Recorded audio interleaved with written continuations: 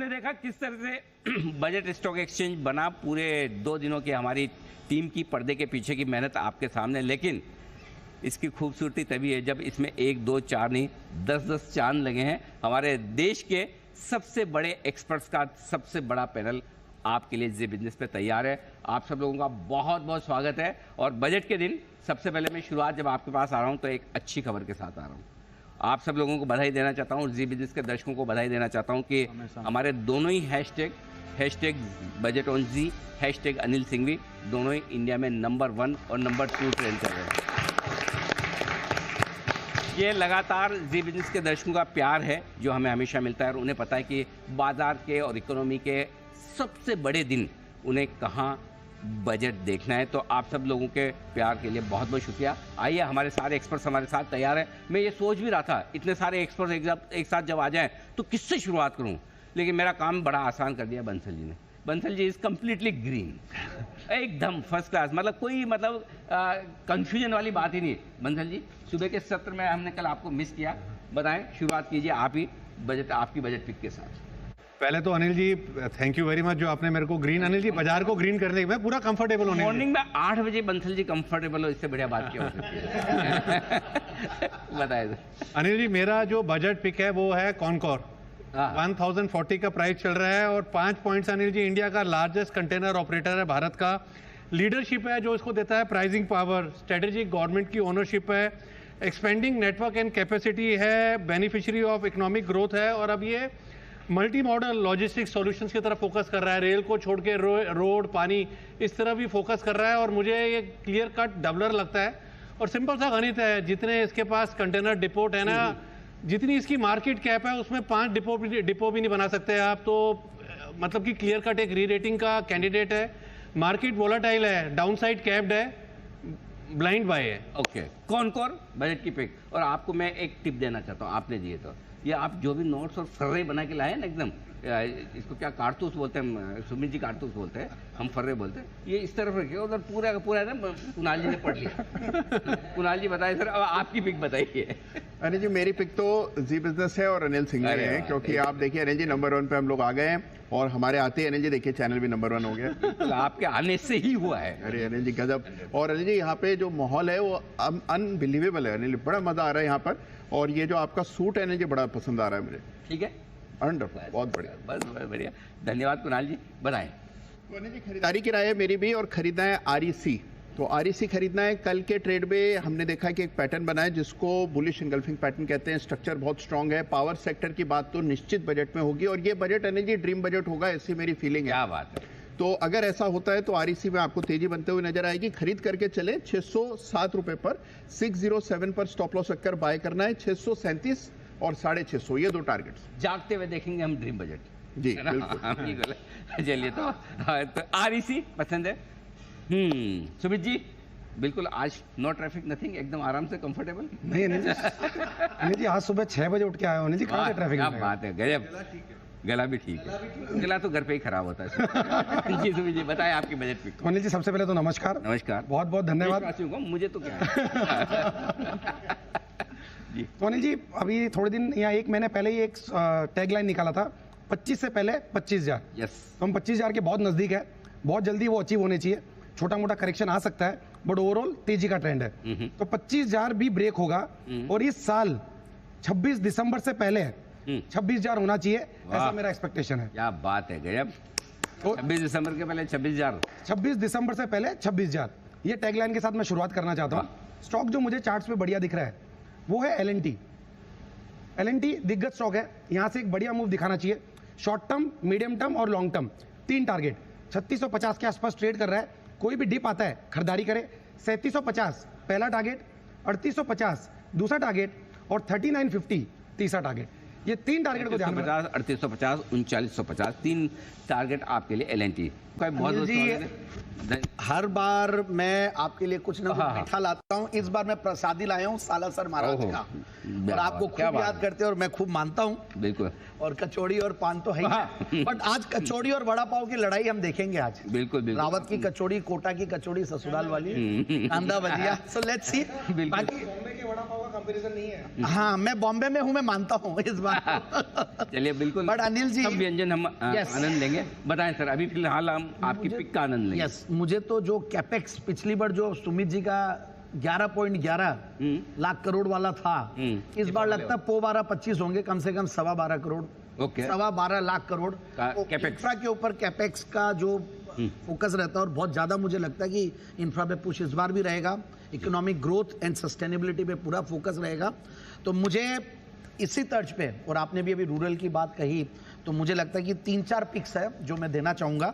तो 4 पिक दे दूं अनिल जी? फटाफट फटाफट देना है। तो आशु जी का नंबर नहीं आ पाएगा। अच्छा, सॉरी, हाँ, फिर आपको पता है आशु क्या जी होगा। से वैसे भी बहुत डर लग रहा मुझे। हाँ। तो पहला तो जीएसएफसी है, थोड़ा घिसा पीटा आइडिया है, बट हरदम देते रहते हैं जीएसएफसी, और ये डिस्क्लेमर के साथ ये स्टॉक्स आगे पीछे काफी रेकमेंड किए हैं, तो क्लाइंट्स, फैमिली, फ्रेंड्स सबके वो पास आपका डिस्क्लेमर चल रहा है, चिंता न कर, बिल्कुल चल रहा साइड में। है। Okay okay. हाँ। सो जीएसएफसी 280-290 के टारगेट के लिए, रोड्स और इंफ्रा की मैंने बात की तो केएनआर कंस्ट्रक्शंस 430-450 के टारगेट के लिए। टूरिज्म सेक्टर बढ़िया लगता है मुझे, पिछली बार भी मैंने बजट के दिन ये आईटीडीसी दिया था 930-950 के टारगेट के लिए। अफोर्डेबल हाउसिंग पे कुछ रहना चाहिए, तो मुझे लगता है ये एनबीसीसी 230-250 के टारगेट के लिए। ओके, तो 4 बेहतरीन पिक्स आई है जैन साहब की तरफ से। मैं थोड़ा सा इधर से पाला बदल के मेहुल जी की तरफ आ गया हूँ। Mehul ji, good morning. Good morning. All well set, एकदम फर्स्ट क्लास, बढ़िया। बताएं सर आपकी बजट पिक। अनिल जी, आज की जो बजट की पिक है, मुझे लगता है मेटल सेक्टर में यहाँ पर रिकवरी आ सकती है। मेटल इंडेक्स की बात करें तो उसमें टाटा स्टील का बहुत बड़ा योगदान है, तो टाटा स्टील में खरीदारी करनी है। 160 के आसपास ये क्लोज हुआ है, 145 के स्टॉप लॉस से खरीदना है, 180 का टारगेट रहेगा। मेटल सेक्टर काफ़ी अंडर परफॉर्म कर रहा था। अगर मैं मेटल इंडेक्स की बात करूं तो पिछले दिनों ही 9000 के आसपास एक स्ट्रॉन्ग सपोर्ट था, वहां से घुमा है मेटल इंडेक्स। तो मुझे लगता है टाटा स्टील में एक शार्प रिकवरी आ सकती है। इनफैक्ट सारे मेटल स्टॉक्स में कल हमने सेल भी रेकमेंड किया, तो यहाँ पर टाटा स्टील खरीदारी करनी चाहिए मेटल स्टॉक में रिकवरी के लिए। बहुत बढ़िया, तो टाटा स्टील पसंद है। जय जी, गुड मॉर्निंग जी, बताएं। Arrangement is all okay? Perfect, first class. अभी शुरुआत डेफिनेटली अनिल जी बहुत बढ़िया हुई। Anil ji, first of all good morning. Morning. Congratulations Anil ji. आपका मेरा कलर भी मिल रहा है। मतलब तो नजर वहीं पे। अरे थैंक यू सर, अरे thank you sir. So Anil ji, first of all तो कांग्रेचुलेशंस, जो हिसाब से जी ट्रेंड कर रहा है, आप ट्रेंड कर रहे हैं एक्स पर, डेफिनेटली ये पूरा दिन रहेगा। हम सब ट्रेन करिए, अनिल जी, सबका हमारा कोशिश रहेगी पूरा दिन ये कंटिन्यू भी। क्या बात है, वेरी वंडरफुल। अनिल जी, एक पहले क्विक अपडेट दे देता हूँ कि एक बजट की जो रेंज होती है लगभग 2% अप 2% डाउन की रहती है। अगर 13 बजट सेशंस में देखूँ, एनडीए गवर्नमेंट के देखूँ, इंटरिम के 25,000 ऊपर नीचे 24,000, ये इंपॉर्टेंट लेवल्स है जो आपने बताया। आई मीन इसके ऊपर नीचे कुछ बड़ा मूव देखने मिले, सो स्ट्रैटेजी वो हिसाब से होनी चाहिए ऑप्शंस की। दूसरी बात अनिल जी ये है कि जहाँ तक बजट का स्टॉक है तो पीआई इंडस्ट्रीज एग्रोकेमिकल्स में है। मुझे ऐसा लग रहा है, कल क्लोजिंग में भी मैंने दिया, बट आई थिंक यहाँ पे फोकस हो सकता है। बढ़िया ब्रेकआउट 4,000 के ऊपर आया है, सो 39.25 के स्टॉप लॉस से वो भी लिया जा सकता है। और अनिल जी, एक सेक्टर स्पेसिफिक मैं कह दूं, बिकॉज जैसे जैन साहब ने कहा कि infra push, capex, expansionary budget, ये सब तो रहेगा ही, बट अच्छा खासा डिविडेंड अगर आरबीआई से आया अनिल जी, तो अगर रूरल थीम जो आपने कहा है, मेरा भी वो पॉइंट है कि अगर टेक्सटाइल, एग्री, ऑटो एंसिलरी, इस पे भी फोकस किया जाए तो ओवरऑल डेवलपमेंट हो जाएगी। एब्सोल्युटली, बिल्कुल। तो रोजगार के मौके बढ़ाने पर बजट का फोकस रह सकता है। आशु सर, गुड मॉर्निंग, स्वागत है जी, कैसे हैं? बाकी सब बच्चे कंट्रोल में हैं आपके? बिल्कुल ठीक, एकदम बहुत बढ़िया। कुणाल जी और राकेश जी लेट आए हैं, हाँ, उनका वो संज्ञान लिया जाएगा थोड़ी देर बिल्कुल के बाद। बिल्कुल बिल्कुल। और मैं हमारे दर्शकों को बता दूं कि ये सिर्फ हमारा पूरा पैनल सिर्फ आज के लिए नहीं है, कल भी हम इतना ही बड़ा और इतना ही बढ़िया आयोजन भी करने वाले हैं। बताएं आशु सर। अनिल जी, देखिए, आप ना अभी एक बहुत इंपॉर्टेंट पॉइंट कल से कवर कर रहे हैं कि बजट में अगर कैपिटल मार्केट को लेके कोई टैक्सेशन नहीं आया, ये नहीं है, उस पर एक बहुत इंपॉर्टेंट मेरा इनपुट है या एक ऑब्जर्वेशन है कि ऐसा ना हो जैसे पिछली बार जो एग्जिट पोल आए थे, क्योंकि अगर आज बजट में कुछ नहीं आया, मैं तो कहता हूँ कि जो लाना है, जो डेरिवेटिव बिजनेस को लेके जो इतनी बातें चल रही हैं, कभी वाइट पेपर, कभी ब्लू पेपर, ये सब समझो निकल रहे हैं, जो कुछ करना है आज ही कर देना चाहिए, क्योंकि आज नहीं किया तो एक डिफरेंट कॉम्प्लेसेंसी आ जाएगी कि कुछ नहीं आया और पता चले आउटसाइड बजट 2 दिन बाद हो गया, 4 दिन बाद हो गया, और वो जो एग्जिट पोल पे हुआ था कि सब कुछ ठीक है और उसके बाद जो गिरावट आ जाए। मेरा तो मतलब रिक्वेस्ट होगी फाइनेंस मिनिस्टर से कि जो करना है, अगर कुछ करना है तो आज ही कर दे, 3 दिन बाद नहीं करना, 2 दिन बाद नहीं करना। अगर आज नहीं करेंगे तो हम ये मानेंगे कि आगे नहीं करेंगे। हाँ, आगे नहीं करेंगे, और उसके बाद हो गया तो अनिल जी वो ज्यादा झटका लग जाएगा लोगों को, क्योंकि अभी कहीं ना कहीं एक मेंटल प्रिपरेशन बनी हुई है और उस पर एक हम बहुत लंबी डिस्कशन भी कर सकते हैं कि क्या होना चाहिए, वो सेपरेट है। बट अदरवाइज अनिल जी मुझे लगता है कि जो सेफ बेट है वो इंफ्रा है, क्योंकि वो आउटले और वो जो उनका थीम चलता रहेगा। L&T हमारी पहले पिक चली रही है, तो अभी सुमित ने भी कवर की L&T है, और एक हमारी कैश की वाबाग, वो भी सिटीजी ने कवर किया है, हाँ ऑटेक, वो भी बहुत अच्छा लगता है। तो अनिल जी मतलब ये हमने अपने क्लाइंट से शेयर की हुई है and we are continuing with the same theme, तो सेफ लगता है। L&T और वाटेक वाबाग दो स्टॉक हैं जो पसंद है निवेश के लिए आज से आशीष सर को। विश्वेश जी गुड मॉर्निंग।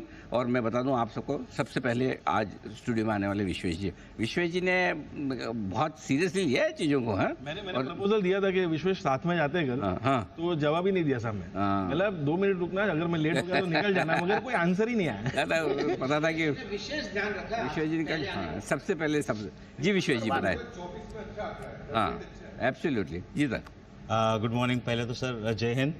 जय हिंद। मेरे हिसाब से हिंदुस्तान के लिए ये बहुत इम्पोर्टेंट डे है एंड समहाउ ऐसी फीलिंग आ रही है अनिल जी कि आफ्टर गवर्नमेंट फॉर्मेशन मुझे लगता है they will try the best not to disappoint the larger population. At the same time they will try to maintain the status quo onto what they have been known for, which is structural reforms. तो अनिल जी काफ़ी सारे sectors हैं जहाँ पे शायद valuation discomfort है, but at the same time मुझे ऐसा लग रहा है कि बहुत सारे ऐसे स्टॉक्स हैं जो शायद अभी भी कंफर्टेबल वैल्यूएशन पे अवेलेबल है। At the same time Anil ji कल मैंने जो डेटा शेयर किया था आपको फेडरेट का, और दूसरा अनिल जी एक और डेटा उभर के आ रहा है कि म्यूचुअल फंड बहुत बड़े कैश पे बैठा है। ठीक है, इस मंथ का अगर DII का फिगर देखोगे तो ऑलमोस्ट नेगेटिव है, तो मतलब FII ने खरीदा है और DII ने नहीं खरीदा है, मतलब 15,000 करोड़ की बाइंग है। तो मुझे लगता है कि अगर गिरावट आई तो आपने जैसे कहा खरीदना चाहिए, और अगर बढ़त आई तो मेरे हिसाब से अच्छा है तो भी लेना, और खराब है तो भी लेना ही हो जी, तो ज़्यादा है नहीं। पहली बार मतलब सिटी साहब के बाजू में बैठा हूँ और स्ट्रक्चरल बुल स्टोरी है, तो मैंने भी 4 स्टॉक पिक किए हैं। हाँ तो आप सेठी साहब के बाजू में बैठे, स्ट्रक्चरल बुल स्टोरी है, और आशु जी के बाजू में बैठे, बीच में आप बीच में झटके। बताएं सर अब आपका स्टॉक। तो अनिल जी 4 स्टॉक पिक किए हैं। पहला स्टॉक है GHCL अनिल जी, केमिकल, यान, कंज्यूमर प्रोडक्ट्स और ट्रेडिंग डिवीजन 4 है अनिल जी। सबसे इंपॉर्टेंट चीज़ है 5,000 करोड़ का मार्केट कैप है अनिल जी, खाली 5.5 के EV/EBIT पे चल रहा है और 8.5 के PE पे चल रहा है। इस मार्केट में जहाँ पे मतलब स्टॉक इतने महंगे मिल रहे हैं, मुझे लगता है 540 पे मार्जिन ऑफ सेफ्टी यूज है। मुझे नहीं लगता है यहाँ से बहुत बड़ी डाउनसाइड हो सकती है, और शायद 3 से 4 क्वार्टर दिए जाए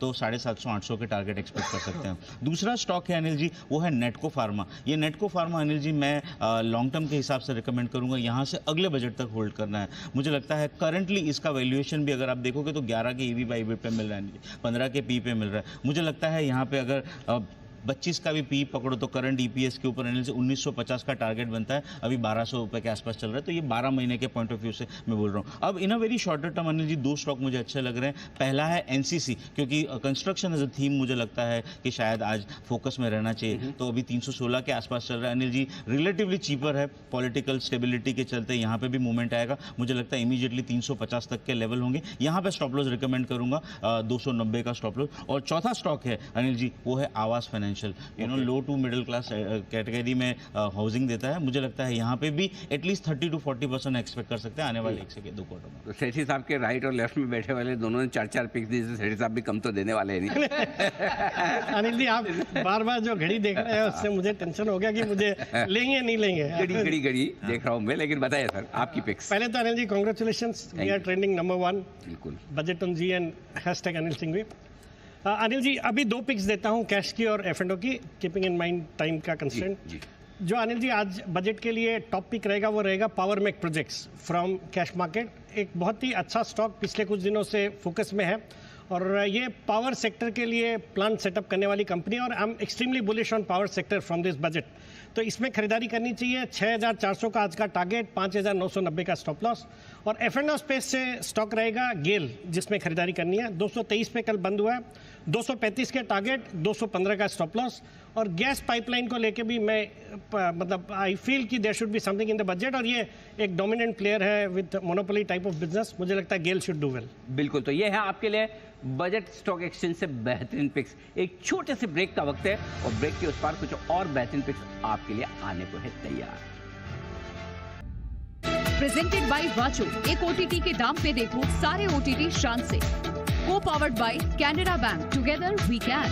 LIC, जिंदगी के साथ भी जिंदगी के बाद भी। Real estate partner Signature Global, realty, reliability, responsibility. Budget के दिन हर बार की तरह इस बार भी दर्शकों की पहली पसंद बना जी बिजनेस एक्स पर #बजट ऑन जी और #अनिल सिंह भी नंबर 1 पर कर रहे हैं ट्रेंड। वित्त मंत्रालय पहुंची FM निर्मला सीतारमण। सुबह 11 बजे लगातार 7वां बजट पेश करेंगी। नए रंग रूप और आसान भाषा में देखिए बजट का मेगा कवरेज सिर्फ जी बिजनेस पर पूरे दिन भर। बजट में न्यू टैक्स रिजीम को बढ़ावा देने के लिए 12 लाख तक आय वालों के लिए घट सकता है टैक्स। होम लोन के ब्याज में छूट का भी ऐलान कर सकती हैं वित्त मंत्री। जी बिजनेस एक्सक्लूसिव।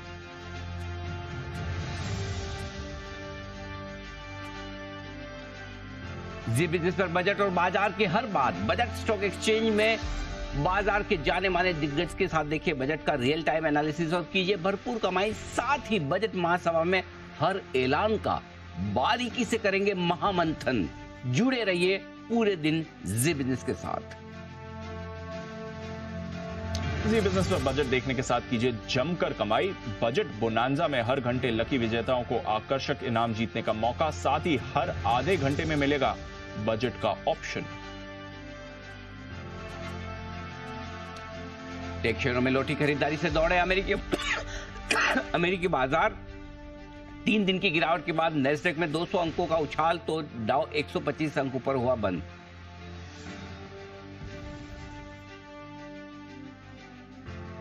बढ़त के साथ 24,525 के पास। डाउ फ्यूचर्स 50 अंक नीचे, निके 75 अंक ऊपर।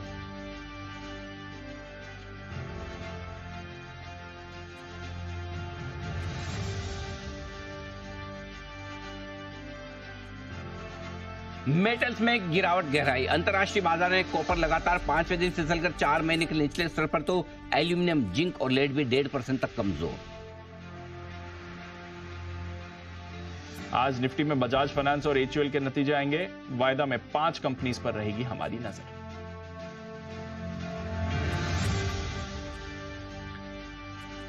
FNO में बढ़ती रिटेल भागीदारी से सरकार चिंतित। जी बिजनेस से खास बातचीत में मुख्य आर्थिक सलाहकार V अनंत नागेश्वरन ने कहा, ना इकोनॉमी को मिल रहा है सहारा, ना ही बढ़ रही है बचत की आदत। आज बंद होने वाला सनस्टार का IPO अब तक 13.5 गुना भरा। अनिल सिंघवी की लंबी अवधि के लिए निवेश करने की सलाह।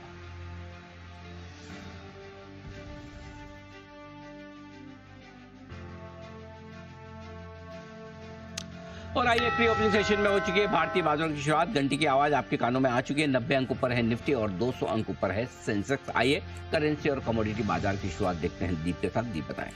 अनिल जी, रुपया आपका स्टेबल है, हालांकि रिकॉर्ड निचले स्तर से ज्यादा दूर नहीं है। और अच्छी बात है कि कल कमोडिटी बाजार में चौतरफा आपने गिरावट आती हुई दिखी है। आज सुबह कच्चा तेल थोड़ा समझने की कोशिश कर रहे हैं। 7,000 के लेवल पर था कुछ समय पहले, वहां से 450 रुपए नीचे है इस समय। बट आज सुबह आपको एकदम फ्लैट खुलते हुए दिख रहा है 6570 के आसपास। नेचुरल गैस में आपको कमजोरी दिखेगी। सोना आपका 73,000 के नीचे है, 72,800 के आसपास यहाँ पर शुरुआत हुई है, 110 रुपए ऊपर है। सिल्वर में आपको 200 रुपए की गिरावट दिख रही है, 79,000 के नीचे सिल्वर के दाम भी आए हैं। कॉपर में भी आपको कमजोरी दिखेगी, जिंक में भी कमजोरी है, एल्यूमिनियम में हल्की फुल्की खरीदारी आ रही है 4 महीने के निचले स्तर से। तो ज्यादा बड़ा एक्शन नहीं है, बट सुस्त चाल ही इस समय बाजार में बनी हुई है। बट एक्शन है stock specific. Budget stock exchange में हमारे एक्सपर्ट्स की तरफ से तो आपने दमदार रिकमेंडेशंस ले लिए हैं, बट अनिल जी को क्या पसंद है आज के ट्रेड के लिए, आइए जानते हैं स्टॉक ऑफ द डे में।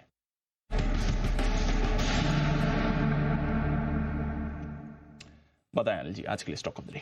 फेडरल बैंक दीप, ये है वो स्टॉक्स जहां पर खरीदारी करने की राय है और फेडरल बैंक के फ्यूचर्स में खरीदारी करने की राय।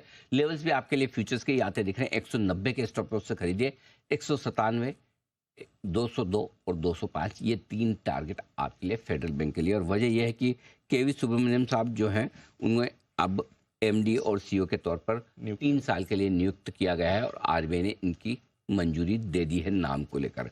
पहले ये कोटक महिंद्रा बैंक में डिप्टी मैनेजिंग डायरेक्टर थे और वहाँ से फेडरल बैंक में आए और ये एक बहुत बढ़िया माना जा रहा था कि इनका जो कोटक का कार्यकाल रहा है और इतनी सीनियर पोजीशन पे इतने बड़े बैंक में काम किए हैं, ये फेडरल बैंक को नई दिशा, नई ऊंचाइयां देने का काम करेंगे। ये अपॉइंटमेंट बाजार को पसंद आएगा। स्टॉक अगर आज 8-10% इस खबर के बाद उछल जाए तो मुझे आश्चर्य नहीं होगा। 8-10% तो दीप अगर 2-3% तक भी गैप से खुले तब भी खरीदारी करने का मौका है। रिस्क बजट की है वो तो आपको हमको सबको पता है, लेकिन अब से 11 बजे तक तो कम से कम जब तक वित्त मंत्री जी अपना भाषण शुरू करे तब तक अगर ज्यादा गैप से न खुले तो एक ट्रेड जरूर बनता है। ठीक है सर, गॉट इट। तो ये है आपके लिए फेडरल बैंक, जहां पर आपको बढ़िया मौका बनते हुए दिखेगा। और भी स्टॉक्स हैं जहां पर आपको मौके आज बनते हुए दिखेंगे। सेठी साहब की तरफ से बहुत सारी पिक्स हैं बाकी हैं जी, हाँ चलते हैं उनके पास। सेठी साहब। दीपांशु, 4 और स्टॉक्स दे रहा हूं फ्यूचर सेगमेंट से जिनमें खरीदारी करने की सलाह है। नो प्राइजेस फॉर गेसिंग। आज BEL अच्छा लगता है, BEL में खरीदारी करने की सलाह। भारत इलेक्ट्रॉनिक्स बिकॉज डिफेंस पे बुलिश हूँ। 312 पे कल बंद हुआ है, 322 का टारगेट, 305 का स्टॉप लॉस।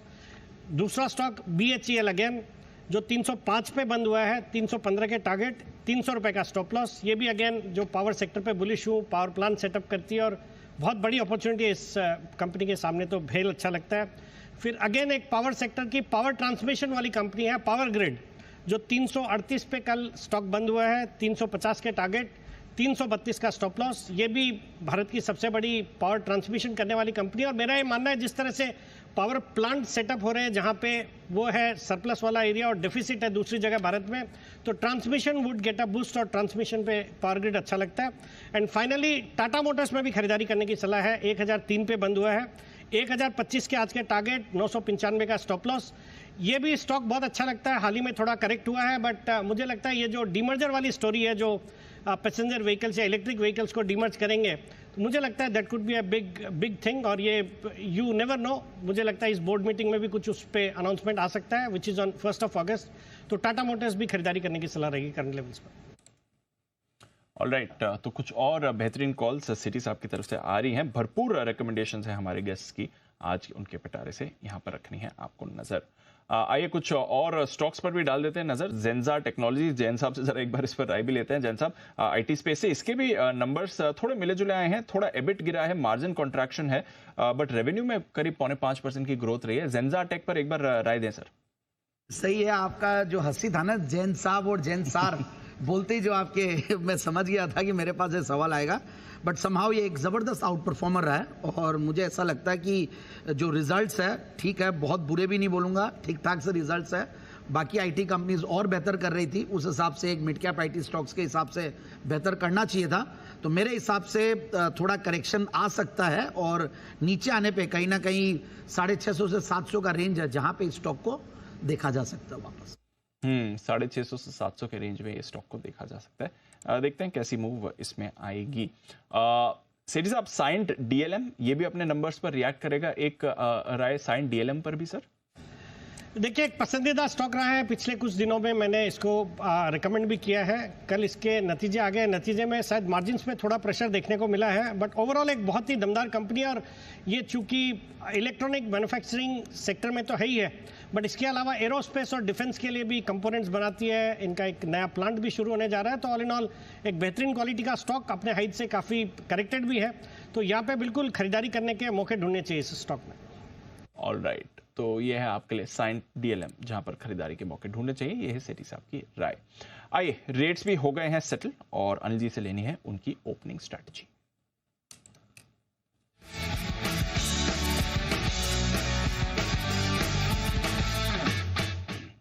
बजट का दिन है अनिल जी और बढ़िया शुरुआत के संकेत आ रहे हैं। 60 पॉइंट ऊपर निफ्टी खुल रहा है 24,570 के लेवल पर, 225 पॉइंट ऊपर बैंक निफ्टी खुल रहा है 52,500 के ऊपर। सर बताएं क्या करना चाहिए? दीप, जिस लेवल के आसपास खुल रहे हैं मतलब बेसिकली यही है कि आप बजट के पहले नया ट्रेड तो आपको कुछ करना नहीं है। पुराने ट्रेड अगर आपके पास है और उन्हें आप कुछ कम करना चाहते हैं तो कम करने की सोच सकते हैं। अच्छा, ऊपर में 24,585, 24,640, 660 माफ कीजिएगा, ये रेंज है जहां तक जाने की कोशिश हो सकती है। 585 से लेकर 660 इस रेंज में आए, थोड़ा प्रॉफिट बुक करना चाहें, आप हल्का करना चाहें, अगर पहले से हो गए हल्के तब तो बहुत बढ़िया बात है, नहीं हुए तो थोड़ा वहां हल्के हो सकते हैं। नीचे में 24,500 के नीचे ही आपके लिए बाय बनता है, तो 24,000 वैसे तो 24,350 से लेकर 24,435 की रेंज है, लेकिन अब चूंकि गैप से खुल रहे हैं तो इमीडिएटली आपका 24,500 525 सपोर्ट बन जाएगा। वो मेक और ब्रेक लेवल है। नीचे में 24,350 24,435 सपोर्ट रहेगा, तो आप वहां पर इंतजार कीजिए। अगर अब से लेकर बजट तक फ्रेश खरीदारी करनी है, 2 टुकड़ों में करिए। 500 525 पे पहली एंट्री और नीचे में 350 435 आएगा नहीं, अगर गलती से आए तो वहां दूसरी एंट्री। क्लियर है? ये आपका बजट। अब आइए बैंक निफ्टी 53,000 52,000 की रेंज के बीचों बीच में 52,500 पर खुल रहा है। ऊपर में 52,575 से लेकर 52,725 की रेंज में हल्की फुल्की प्रॉफिट बुकिंग आने के आसार वहां बनेंगे। और नीचे में आपके लिए वही 52,075 से लेकर 52,175 250 की रेंज में वहाँ खरीदारी आती दिखेगी। तो बैंक निफ्टी को तो इग्नोर ही करना है, लगातार पहले भी करता है, अब भी करना है। HDFC बैंक, कोटक वगैरह के RBL के रिजल्ट आ गए, लेकिन डायरेक्शन अभी भी कोई साफ है नहीं, बजट के बाद ही देखेंगे। ट्रेड लेना भी है तो निफ्टी में ज़्यादा सही और ज़्यादा क्लियर कट लेवल्स दिख रहे हैं। बैंक निफ्टी में एक बार इग्नोर ही रखें तो ज़्यादा बेहतर है। ठीक है। फेडरल बैंक जी 5% ऊपर खुल रहा है, 203 दूसरे टारगेट के ऊपर, 5% ऊपर। थोड़ा ज़्यादा खुल रहा है। अगर थोड़ा नीचे मिलता है 195 197 की रेंज में तो वहाँ एंट्री कीजिए। थोड़ा नीचे आए तब वहाँ एंट्री कीजिएगा। ठीक, थोड़ा नीचे मिलेगा तब एंट्री लेनी है।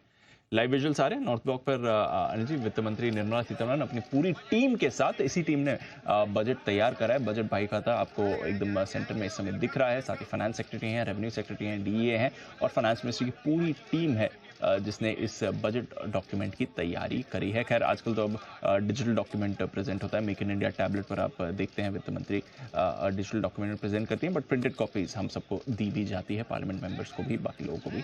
तो बस इंतजार है 2 घंटे में बजट आने की तैयारी है। इनफैक्ट 2 घंटे से थोड़े कम टाइम में बजट आने की तैयारी है। वही खाता आपकी स्क्रीन पर आ रहा है और लाइव विजुअल्स नॉर्थ ब्लॉक की तरफ से, जहां पर वित्त मंत्री और उनकी पूरी टीम जिसने इस बजट की तैयारी करी है वो आपको लाइव इस समय पेश करते हुए दिख रहे हैं। मीडिया फोटो अपॉर्चुनिटी चल रही है। बताइए, मौके जी बिजनेस पर भी चल रहे हैं अनिल जी, और बजट बोनांजा का सवाल भी बता दीजिए। हमारा सवाल था कि बजट कितना बजे पेश होता है और उसका सही जवाब आपके सामने आ चुका है। दूसरे सवाल का जवाब सही है 2A 11 बजे। और जिन जिन महानुभावों ने इस सवाल का सही जवाब दिया है मैं जल्दी से उनके नाम आपके सामने रख लूं। अंजू गोयल राजस्थान से, रिमझिम विजयवर्गीय, क्या नाम है, वाह, एकदम मानसून के माहौल में है, बिल्कुल बहुत बढ़िया, रिमझिम जी आपको बधाई। और धीरज कुमार जो 3514 नंबर के हैं उनको भी बहुत बहुत बधाई। नहीं, उन्होंने लिखा है, मैंने थोड़ी डिसाइड किया दीप। हाँ, तो भाई जो ऐसे नाम रखेंगे हम उनको ऐसे बोलेंगे। तो आप तीनों को बहुत बहुत बधाई। सवाल तीसरा आपके लिए तैयार है। निर्मला सीतारमण जी का ये कौन सा बजट है? जवाब लिखकर भेजें। ए और ए में आपका ऑप्शन है 4, B C D आपके सामने, जरा जल्दी से एक बार ले आए पूरे ऑप्शंस, और वो ऑप्शंस में आपको जो ठीक लगे उसका जवाब लिख के भेजिएगा। ये है, ये कौन सा बजट है? 4 5 6 7 लिख के भेज दीजिए। लिखने का तरीका ये है कि चूंकि चौथा सवाल है तो आपको पहले ZB यानी जी बिजनेस का शॉर्ट फॉर्म लिखना है और जवाब दें। तीसरा है ना, ये चौथा है? हाँ सर, तीसरा है। तो 3A B C D जो भी आपको ठीक लगे वो लिखकर SMS कर दीजिए 57575 पे, 57575 57575।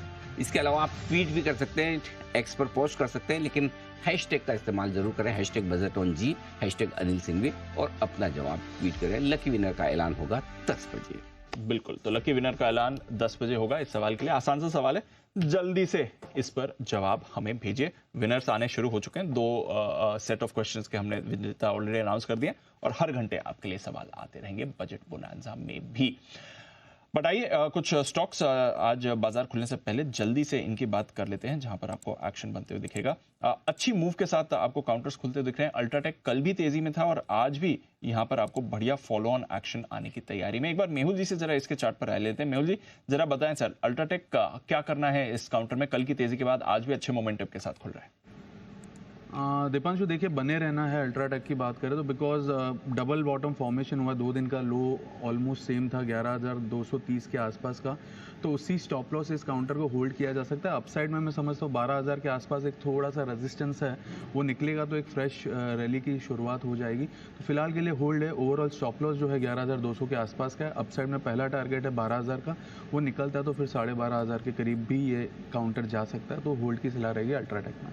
ऑलराइट, होल्ड की सलाह है अल्ट्राटेक में। देखते हैं इसमें आपको कैसा एक्शन आते हुए दिखेगा।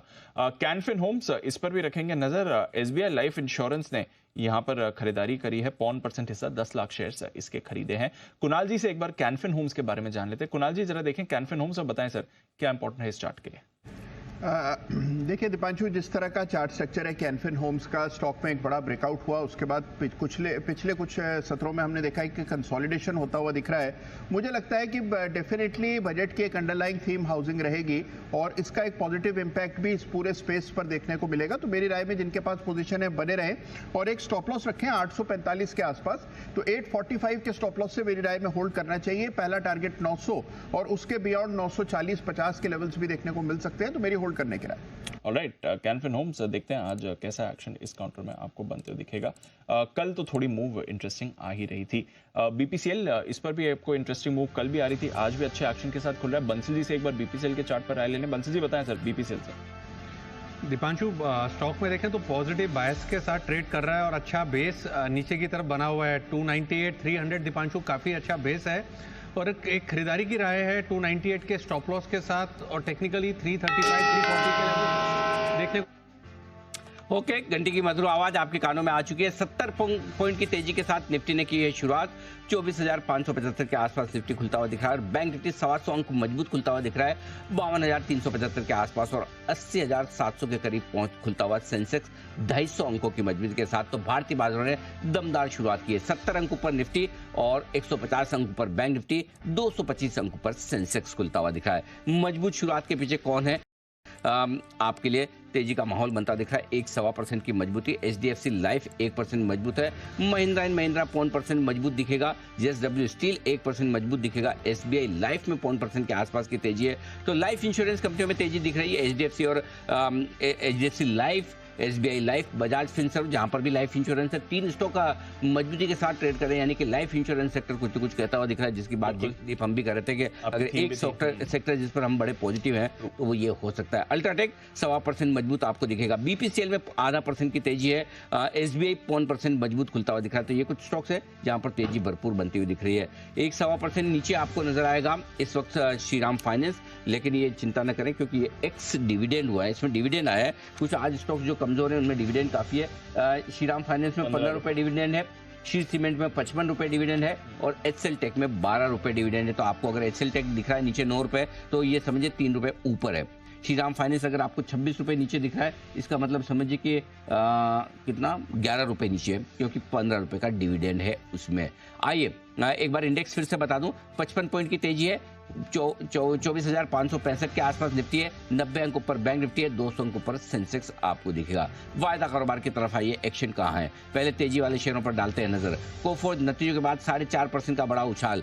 फेडरल बैंक 3-3.5% मजबूत खुलता हुआ दिख रहा है। ओबेरॉय रियल्टी कल की तेजी को आगे बढ़ाता हुआ 2.5% ऊपर। अल्ट्राटेक सीमेंट में 1.5% की तेजी है और गोदरेज प्रॉपर्टी 1.5% मजबूत खुलता दिख रहा है। तो मुंबई बेस्ड रियल्टी शेयरों में आज अच्छी तेजी बनती दिख रही है ओबेरॉय और गोदरेज प्रॉपर्टी के नेतृत्व में। लाइफ इंश्योरेंस के अलावा जनरल इंश्योरेंस शेयरों में भी तेजी है। ICICI Lombard, ICICI general insurance 1% मजबूत है। लाइफ इंश्योरेंस में HDFC लाइफ मजबूत खुलता हुआ दिख रहा है, 1% ऊपर है आज के सेशन में। कमजोर क्या है जरा देख लें।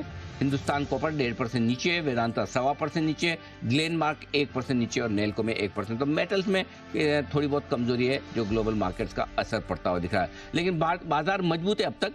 24,550 के आसपास निफ्टी 50 पॉइंट ऊपर, 75 पॉइंट ऊपर बैंक निफ्टी है, 52,375 के आसपास और सेंसेक्स आपका 185 अंक ऊपर इस वक्त आपको नजर आएगा। तो हल्की मजबूती के साथ भारतीय बाजारों ने की है शुरुआत। भी बताएं कहाँ है फोकस, क्योंकि मिड कैप स्मॉल कैप शेयरों में भी एक्शन भरपूर बनता हुआ दिख रहा है। मिड कैप इंडेक्स आपका 300 पॉइंट ऊपर है, स्मॉल कैप इंडेक्स भले ही 25 पॉइंट ऊपर है, लेकिन मिड कैप इंडेक्स में अच्छी तेजी बनती दिख रही है। बिल्कुल सर, और कल के बाउंस बैक के बाद आज फिर से तेजी आ रही है। कल भी मिड कैप ज्यादा एक्टिव दिख रहा था, आज भी ऊपर दिख रहा है। NCC अच्छी मूव है, 2.5% ऊपर है। रेलटेल ऑर्डर विन के बाद ये 2.5% ऊपर है। ऑयल इंडिया में अच्छा एक्शन हो रहा है, नाइका पर भी रखिएगा नजर। साथ ही PNC इंफ्रा में खरीदारी हो रही है। बोरोसिल रिन्यूएबल्स जिसके बारे में आज सुबह आप बात भी कर रहे थे, one of the watch list sector of space है, वहां पर मूवमेंट है। अदानी ग्रीन एनर्जी में भी आपको अच्छा एक्शन बनते हुए दिख रहा है। IRFC में मूव है, सुवेन फार्मा अच्छा दिख रहा है, कोचिन शिपयार्ड, GR इंफ्रा, किप्री global, CESC, Ircon international, Kalpataru projects, Sterling and Wilson, TTK Prestige, ये कुछ काउंटर्स हैं जहां पर अच्छी मूव आ रही है। एसेंशियली रिन्यूएबल सेक्टर से जुड़े स्टॉक्स और साथ ही रेलवे स्टॉक्स ओपनिंग पर यहां पर ज्यादा अच्छी लीडरशिप आ रही है। नतीजों का भी रिएक्शन है कुछ काउंटर्स पर। जना स्मॉल फाइनेंस बैंक, जेंजा टेक्नोलॉजी, साइन, डीएलएम, साथ ही एमआरपीएल, एलाइड ब्लेंडर्स, ये सारे स्टॉक्स अपने नतीजों पर रिएक्ट कर रहे हैं। ऑर्डर विन पर रेलटेल तो ऑलरेडी मूव कर रहा है, बट अच्छा ऑर्डर विन जी पावर के लिए भी है। ग्रीन पैनल में एचडीएफसी म्यूचुअल फंड ने 2% हिस्सेदारी बेची है, इस पर भी आप रखेगा नजर, ये काउंटर भी एक्शन में आते हुए दिख सकता है। स्पाइस जेट की आज बोर्ड बैठक है, फंड जुटाने पर विचार करने वाले हैं, तो ये काउंटर भी आपके रेडार पर रहना चाहिए। कुछ और स्टॉक्स जहां पर अच्छी मूव आपको आती हुई दिख रही है इस समय, वहां पर नजर डाल देते हैं। निपॉन लाइफ यहां पर अच्छी खरीदारी हो रही है सुबह सुबह। ग्राइंडवेल नॉर्टन में अच्छा एक्शन दिख रहा है। शेफलर इंडिया भी इस समय अच्छी मूव दिखा रहा है। इसके साथ ही भारत डायनामिक्स डिफेंस स्पेस से ये एक्टिव हो रहा है। टिमकन इंडिया में अच्छी खरीदारी है, मूव आपको आती हुई दिख रही है। केआई इंडस्ट्रीज में भी, मैक्रोटेक डेवलपर्स कल के मोमेंटम आज भी कैरी फॉरवर्ड कर रहा है। प्राज इंडस्ट्रीज में भी अच्छी मूव बनी हुई है। वीकनेस है कुछ काउंटर्स में, fact fertiliser and chemical Travancore यहां पर रखिएगा नजर। कल की तेजी के बाद आज ये थोड़ा कमजोर हो रहा है। एंजल वन कमजोरी है। केपीआईटी टेक, पीबी फिनटेक, विनती ऑर्गेनिक्स, एडवांस्ड एंजाइम्स, ज्योति लैबोरेटरीज, अजंता फार्मा, आरकेएन केमिकल्स, ये भी कुछ स्टॉक्स हैं जो नरम होते हुए दिख रहे हैं। बट ब्रॉडर मार्केट में एक्शन है। निफ्टी आपका हल्की बढ़त के साथ ट्रेड कर रहा है। बैंक निफ्टी भी हल्की बढ़त है। ओपनिंग लेवल्स थोड़े इंडेक्स ने गिव अप कर दिए, बट माइल्ड पॉजिटिव ट्रेड इस समय होते हुए दिख रहा है। रेलवे स्टॉक्स थोड़ा एक्शन में दिख रहे हैं अनिल जी। चुनिंदा पीएसयू स्टॉक्स में मूव है। इंश्योरेंस स्टॉक्स की तो आपने बात कर दी। रियल एस्टेट कल के मोमेंटम के बाद आज भी आ गए, और ऑटो में भी थोड़ा एक्शन आते हुए दिख रहा है। तो अच्छा रोटेशन इस समय कुछ स्टॉक स्पेसिफिक मूव्स दिख रहे हैं। इनफैक्ट ज्यादातर सेक्टर्स एक्शन में है, सिर्फ आईटी और मेटल्स ये थोड़े नर्म है, बाकी सारे काउंटर्स आपको पॉजिटिव है। और अच्छी बात है विक्स आपके लिए 2% नीचे ही है इस समय, तो अच्छे मूड में इस समय बाजार दिख रहे हैं, कोई परेशानी नहीं है सर। बिल्कुल, तो कोई परेशानी वाली बात है नहीं। और ऐसे में आइए, हमारे एक्सपर्ट्स तैयार हैं अपनी कॉल्स के साथ।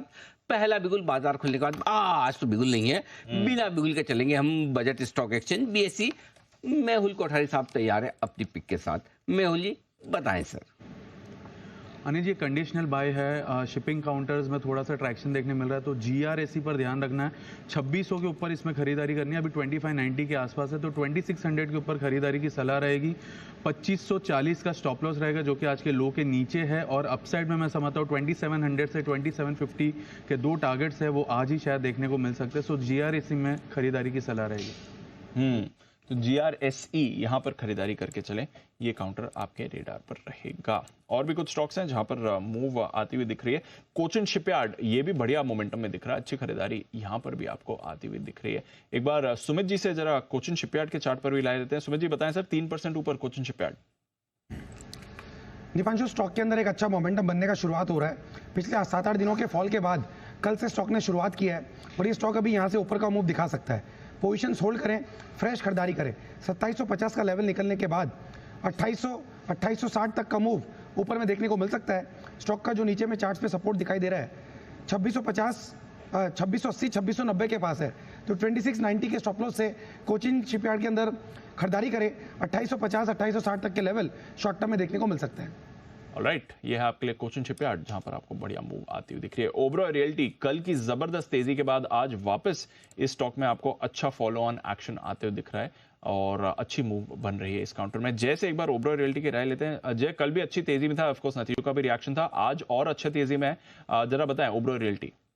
बिल्कुल दीपांशु, ओबरॉय में एक अच्छा मूव आपको डेफिनेटली कल देखने मिला। आज फॉलो बाइंग देखने मिल रही है। ऊपर में अगर मैं कहूँगा तो 1820 तक के जो लेवल्स है, वहाँ तक आपको ये लेवल आते हुए देखने मिल सकता है। 1820 is going to be crucial going forward. अगर वो निकालता है तो फर्दर आपको तेजी देखने मिल सकती है। अदरवाइज वहाँ पे आप थोड़ा बहुत प्रॉफिट बुक कर सकते हैं अगर लॉन्ग पोजीशंस है तो। ऑन द डाउन साइड यहाँ से 1750 का जो लेवल है वो इंपॉर्टेंट है इंट्राडे पॉइंट ऑफ व्यू। जब तक वो होल्ड कर रहा है मोमेंटम पॉजिटिव रह सकता है। बिल्कुल, तो ओबरॉय रियल्टी पर रखेंगे नजर, अच्छा एक्शन इस पर दिख रहा है। पीएफसी इस पर भी अच्छी मूव आपको आती दिख रही है। कुणाल जी, आरईसी तो आपकी बाय लिस्ट में था, एक बार पीएफसी पर भी राय दे दें सर, ये भी अच्छे मोमेंटम में है। देखिए ये चार्ट भी लगभग वैसा ही आइडेंटिकल चार्ट है दीपांशु, और पीएफसी में भी हमने बड़ा इंटरेस्टिंग पैटर्न बनता हुआ कल के ट्रेड में देखा। मुझे लगता है कि एक मेजर सपोर्ट से यहाँ पर बाउंस आता हुआ दिख रहा है, तो पीएफसी आरएफसी दोनों जो है चार्ट पर मजबूत दिखते हैं, और पीएफसी मुझे लगता है कि 580 की ओर बढ़ रहा है, तो बिल्कुल यहाँ पर भी जिनके पास लॉन्ग पोजीशन है बने रहें, और आज का जो इंट्राडे लो है वहाँ एक स्टॉप लॉस रख लें। तो मुझे 580 तक का मोमेंटम बनता हुआ दिख रहा है। पीएफसी आरईसी दोनों खरीदारी की राय। पीएफसी आरईसी दोनों में खरीदारी की राय बन रही है। कोफोर्ज लीडरशिप दिखा रहा है इस समय, नतीजों के बाद 5% ऊपर ये काउंटर इस समय ट्रेड करते हुए दिख रहा है। तो अच्छी खरीदारी इसमें हो रही है। बिल्कुल अच्छी खरीदारी होती दिख रही है। अच्छी खरीदारी जी बिजनेस के दर्शकों की परफॉर्मेंस की भी दिख रही है। अच्छी खरीदारी अच्छी परफॉर्मेंस जी बिजनेस के दर्शकों की दिख रही है। दीप लगातार मतलब ऐसे ये टच एंड गो नहीं है, पिछले घंटे 1.5 घंटे से ज़्यादा समय से हम लगातार ट्रेंड करें। तो हैशटैग अनिल सिंघवी और hashtag budget on Zee number 1 और नंबर 2 ट्रेंड करते हुए दिख रहे हैं। ये आपके सामने नंबर 3 जो ट्रेंड कर रहा है दीप वो है राइट टू एजुकेशन, और नंबर 4 कोई चंद्रशेखर आज़ाद ट्रेंड कर रहे हैं और ट्रेंड कर रहे हैं, और नंबर 5 सुप्रीम कोर्ट ट्रेंड करता हुआ दिखा। तो नंबर 1 और नंबर 2 इस वक्त आपके लिए तो दर्शकों को की तरफ से जो एकदम प्यार और भरोसा मिल रहा है, बहुत बहुत धन्यवाद। जी बिजनेस इस वक्त आपके लिए ट्रेंड करता हुआ नजर आ रहा है। तो नंबर 1 और नंबर 2 दोनों पोजीशन हमारे पास ट्रेंडिंग के लिए आज से इस वक्त होती दिख रही है। इसका मतलब साफ है, बजट जैसे बड़े दिन देश जुटता है सिर्फ जी बिजनेस के साथ। कोई डाउट ही नहीं था सर। बिल्कुल हर बजट पर ये होता है, और इस बजट पर भी दर्शकों का बहुत बहुत धन्यवाद। एब्सोल्युटली। नंबर 1 ट्रेंडिंग है hashtag Anil Singhvi, hashtag budget on Zee. And of course आप सब तो हमारे साथ जुड़े हुए हैं, कुछ बेहतरीन कॉल्स और स्टॉक्स पर हम फोकस भी कर रहे हैं। कोफोर्ज एक बार इसके चार्ट पर आए लेते हैं, क्योंकि ट्रेंडिंग स्टॉक है, टॉप पर ट्रेंड कर रहा है, गेन अच्छी कर रही है, 5.5% ऊपर है। विश्वेश जी एक बार कोफोर्ज का चार्ट देखें सर, नतीजों के बाद बढ़िया रिएक्शन आ रहा है, 6300 के लेवल्स क्रॉस कर रहे हैं इसने। डेफिनेटली दीपांशु, मुझे लग रहा है कि यहाँ पे जो ब्रेकआउट है ये मच अवेटेड ब्रेकआउट था, बिकॉज जो 6000 का लेवल था काफ़ी टाइम से नहीं निकल रहा था। मुझे लगता है कि वन साइड मूव आना चाहिए 6800 तक।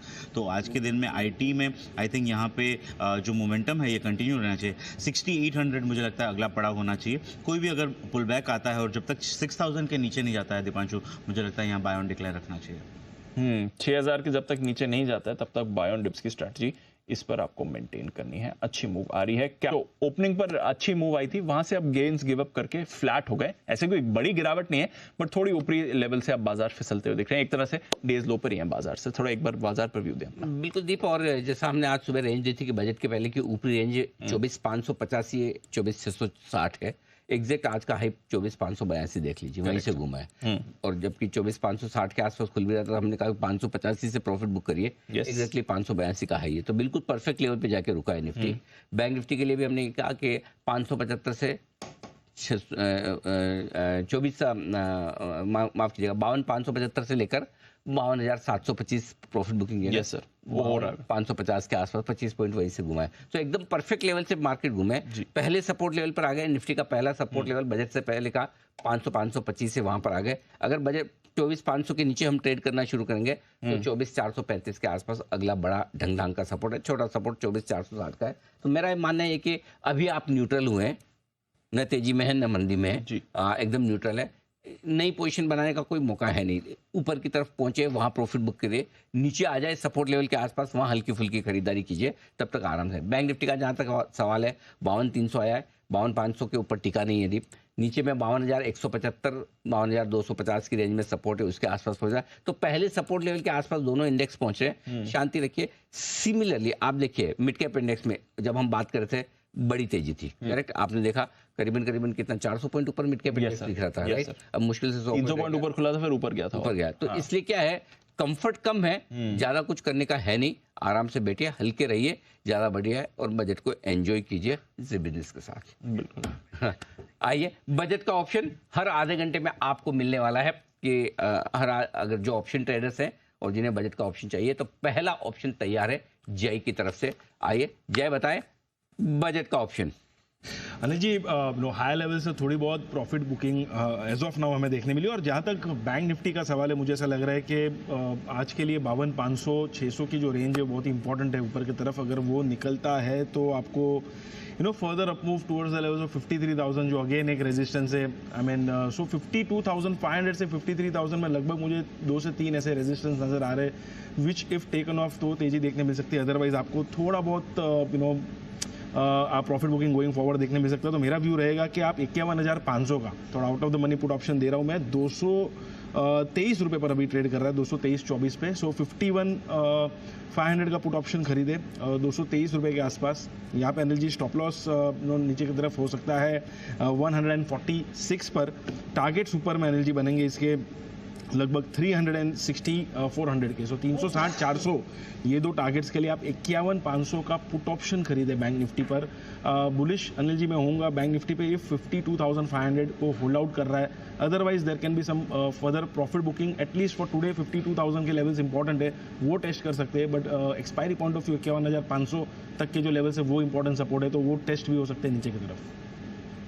बोल्ड कॉल आया है इस वक्त 51,500 का पुट ऑप्शन खरीदने का, 223 रुपए के आसपास, 850 पॉइंट नीचे यहाँ से। Okay, let me sync in. 360 और 400 के टारगेट के लिए जरा कैमरा घुमाइए आशु जी की तरफ, एक राय आशु जी से भी ली जाए।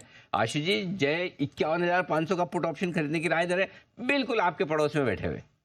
और मैं बिल्कुल सपोर्ट करता हूँ जय को। अनिल जी अभी हम यही डिस्कस कर रहे थे जब गैप अप खुला था कि स्क्रीन में वो एक्साइटमेंट नज़र नहीं आ रही है बजट की, और कुछ ना कुछ मतलब प्रोटेक्शन ज़रूर रखनी चाहिए। तो आई थिंक जो डेटा क्रंचिंग जय ने की है, मेरा तो सपोर्ट है। अनिल जी मतलब कोई तेज़ी का ना बहुत, मैं तो 2-3 दिन से अनिल जी आपसे बात ही कर रहा हूँ, क्योंकि मुझे बजट लगता है जैसे सब कई लोगों से आप बात करो ना, बहुत लोग बजट कह रहे हैं 2 घंटे 4 घंटे की बात है, आईवीज कम हो जाएंगी, वो 200 पॉइंट में अभी ऊपर नीचे रह जाएगा।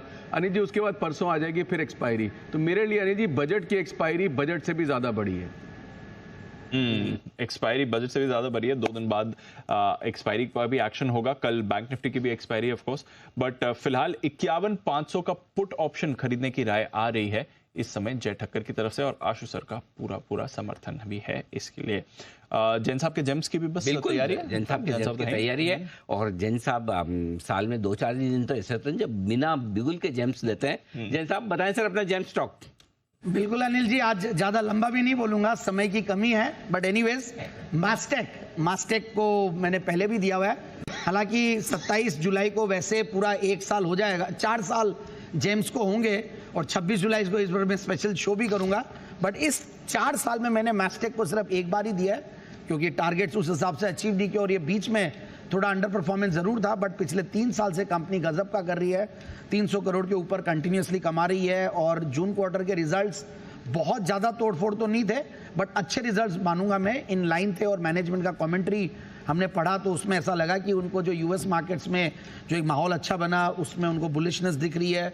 फिर health, life sciences, manufacturing, BFSI में कुछ अच्छी ग्रोथ कंपनी को मिली है, और टॉप लाइन बढ़ के आया है। जरूर से मार्जिन्स में डिप था इसके लिए, बट ओवरऑल अच्छी ऑर्डर बुक है। इनऑर्गेनिक ग्रोथ से कंपनी एक्विजिशंस के थ्रू इनऑर्गेनिक ग्रोथ कर ही रही है, और 15 से 20% की कैगर आगे भी आने वाले दिनों में कंपनी मेंटेन करेगी, सेल्स में हो या पैट में हो। और फॉरवर्ड पी मल्टीपल्स देखें तो कंपनी बिलो 20 लेवल्स पे है, तो उस हिसाब से सस्ता लगता है। तो मुझे ऐसा लगता है कि स्टॉक को 3,000 के टारगेट के लिए इन लेवल्स पे लिया जा सकता है।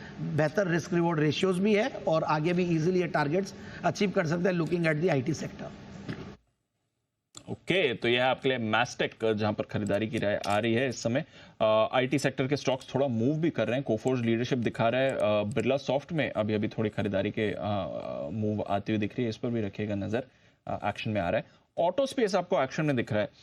एमआरएफ सरप्राइजिंगली ये बड़ा काउंटर मूव कर रहा है, 1,32,000 के लेवल पर है। बट एक्साइड पर रखिए नजर, यहाँ पर मूव आ रही है। आइशर पर रखिए नजर, यहाँ पर मूव आ रही है। अभी हीरो मोटो में भी थोड़ा एक्शन दिखा है। टीवीएस मोटर्स भी हल्का फुल्का आपको एक्शन में आने की कोशिश कर रहा है। तो ऑटो स्पेस सेक्टोरली इस समय थोड़ी अच्छी दिख रही है। आइए कुछ और पिक्स तैयार है सेठी साहब की तरफ से आती हुई। सेठी साहब बताएं सर। बिल्कुल अनिल जी, खरीदारी करने की सलाह रहेगी आइनॉक्स विंड में करंट लेवल्स पे 151 के लेवल्स पे अभी बंद हो रहा है, अभी चल रहा है।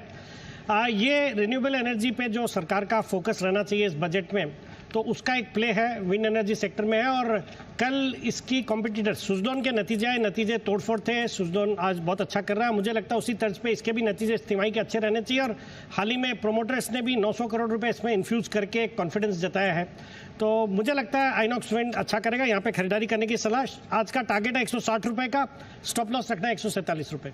ऑलराइट, 160 के टारगेट की खरीदारी करें। फिलहाल 153 पर आपको ट्रेड करते हुए दिख रहा है। आइए विश्वेश जी के पास चलते हैं, एक कॉल उनकी तरफ से भी। विश्वेश जी बताएं सर। दीपांशु देखिए, मेरा भी जो पिक है वो रिन्यूएबल एनर्जी के अराउंड ही है। IRDA के नंबर्स आए और मेरे हिसाब से काफ़ी अच्छा नंबर माने जाएंगे। अब जिस हिसाब से in a very near term placed है अराउंड 270, मुझे ऐसा लग रहा है कि यहाँ पे डेफिनेटली एक अपस्पर्ट आना चाहिए। अगर आप इसके ओवरऑल फाइनेंशियल देखोगे, आई थिंक 73,000 करोड़ का मार्केट कैप हो गया। मुझे लगता है ये बहुत अच्छा दावेदार है for a mid cap 100 edition, और जो शायद अगस्त के एंड तक हमें आएगा, तो उस हिसाब से बहुत बड़ा फ्लो एक्सपेक्टेड है। तो यहाँ पे 270 के आसपास खरीदा जाए। 240 के नीचे का स्टॉप लॉस रखेंगे, 235 के आसपास मुझे लगता है बहुत ही क्विकली 320 330 के टारगेट हम एक्सपेक्ट कर सकते हैं। ये भी एक बहुत अच्छा प्ले है around the renewable energies. Power sector से जुड़े काउंटर्स पर मूव अच्छी बन रही है। इरेडा पर खरीदारी करें, विश्वेश जी की राय। सुमित जी बताएं सर, आपकी तरफ से क्या है ट्रेडिंग कॉल? दीपांशु, बाय का स्टॉक है। ऑटो सेक्टर के अंदर मोमेंटम आ रहा है। एक ऐड बहुत पहले चलता था जिसमें डायलॉग बोला जाता था, पेट्रोल खत्म ही नहीं होता है। वैसे ही ये स्टॉक की तेजी भी खत्म ही नहीं होती है, कंटिन्यूस एक तेजी के ट्रेंड में है। स्टॉक का नाम है मारुति। मारुति के अंदर मोमेंटम तेजी का बना हुआ है। आज भी स्टॉक तेजी में दिख रहा है और overall year on year chart देखेंगे तो भी ये स्टॉक और सेक्टर एक तेजी के ट्रेंड में है। मारुति में खरीदारी करें 12,700 के आसपास, 12,450, 12,500 ये स्टॉक का नीचे में अभी इमीडिएट सपोर्ट है। तो 12,450 का स्टॉप लॉस बनेगा। ऊपर में पहला टारगेट 13,000 रुपये का, दूसरा टारगेट 13,250 रुपए का। दोनों शॉर्ट टू मीडियम टर्म के टारगेट है। पोजिशनल टारगेट और ऊपर के बनेंगे। खरीदारी करें मारुति। तो खरीदारी करिए मारुति, ये है आपके लिए राय सुमित जी की तरफ से। ऑटोज पर रखिए नजर, इस स्पेस पे मूव हो रहा है। 2 व्हीलर स्टॉक्स भी मूव कर रहे हैं, 4 व्हीलर्स में भी एक्शन है और ऑटो एंसिलरीज में भी आपको एक मूव आती हुई दिख रही है। और बजट का दिन है, कंजम्पशन स्टॉक्स पर फोकस होता ही है और बाजार इस समय थोड़ा वीक भी है। तो जब बाजार नहीं चलता है तो एक स्टॉक जो एक्शन में आता है वो है ITC। इसमें भी निचले स्तरों से खरीदारी आ रही है। कल इसके लिए थोड़ा सुस्त दिन था, आज थोड़ा एक्शन में ITC आपको आते हुए दिख रहा है। इस समय मूवमेंट थोड़ा पकड़ रहा है। 470 के लेवल है। एक बार बंसल जी से देख लेते हैं ITC के चार्ट में क्या चल रहा है। बंसल जी जरा देखें कल की गिरावट के बाद ITC, कोई व्यू इस पे? दीपांशु, कल जो गिरावट आई उसे गिरावट नहीं दीपांशु, वो तो हल्की सी करेक्शन थी और कल के लोस पर ही स्टॉक ने सपोर्ट लिया है। नीचे में 465 अच्छा सपोर्ट है। बाय ऑन डिप्स वाला स्टॉक है और स्टॉक का जो एकदम नियर टर्म टारगेट 480 का है और जिस तरीके का टेक्निकल स्ट्रक्चर है, I am expecting 500 plus levels, मतलब कि गोइंग एट। ओके, तो यहाँ से 500 के लेवल्स दिख रहे हैं। बंसल जी को थोड़ा पोजिशनल व्यू लेना पड़ेगा, बट ITC एक्शन में है इस समय। बिल्कुल जुड़े स्टॉक्स पर फोकस है। इरेडा अभी आपके लिए थोड़ी देर पहले विश्वेश जी की कॉल आई थी और अब NTPC पर आपके लिए सिद्धार्थ जी की भी कॉल आती हुई दिख रही है। पावर काउंटर्स पर रखनी है नजर है। बाजार के एक्शन पर भी मूव थोड़ी सुस्ती वाला दिख रहा है, बट एक दो और स्टॉक्स जो रेडार पर आ रहे हैं एक बार वहां पर राय ले लेते हैं। आयशर मोटर्स, यहाँ पर भी थोड़ी एक मूव बनती हुई दिख रही है। एक कुणाल जी से आयशर मोटर्स के चार्ट पर चेक लेते हैं। कुणाल जी बताएं सर, आयशर क्या चल रहा है इसमें?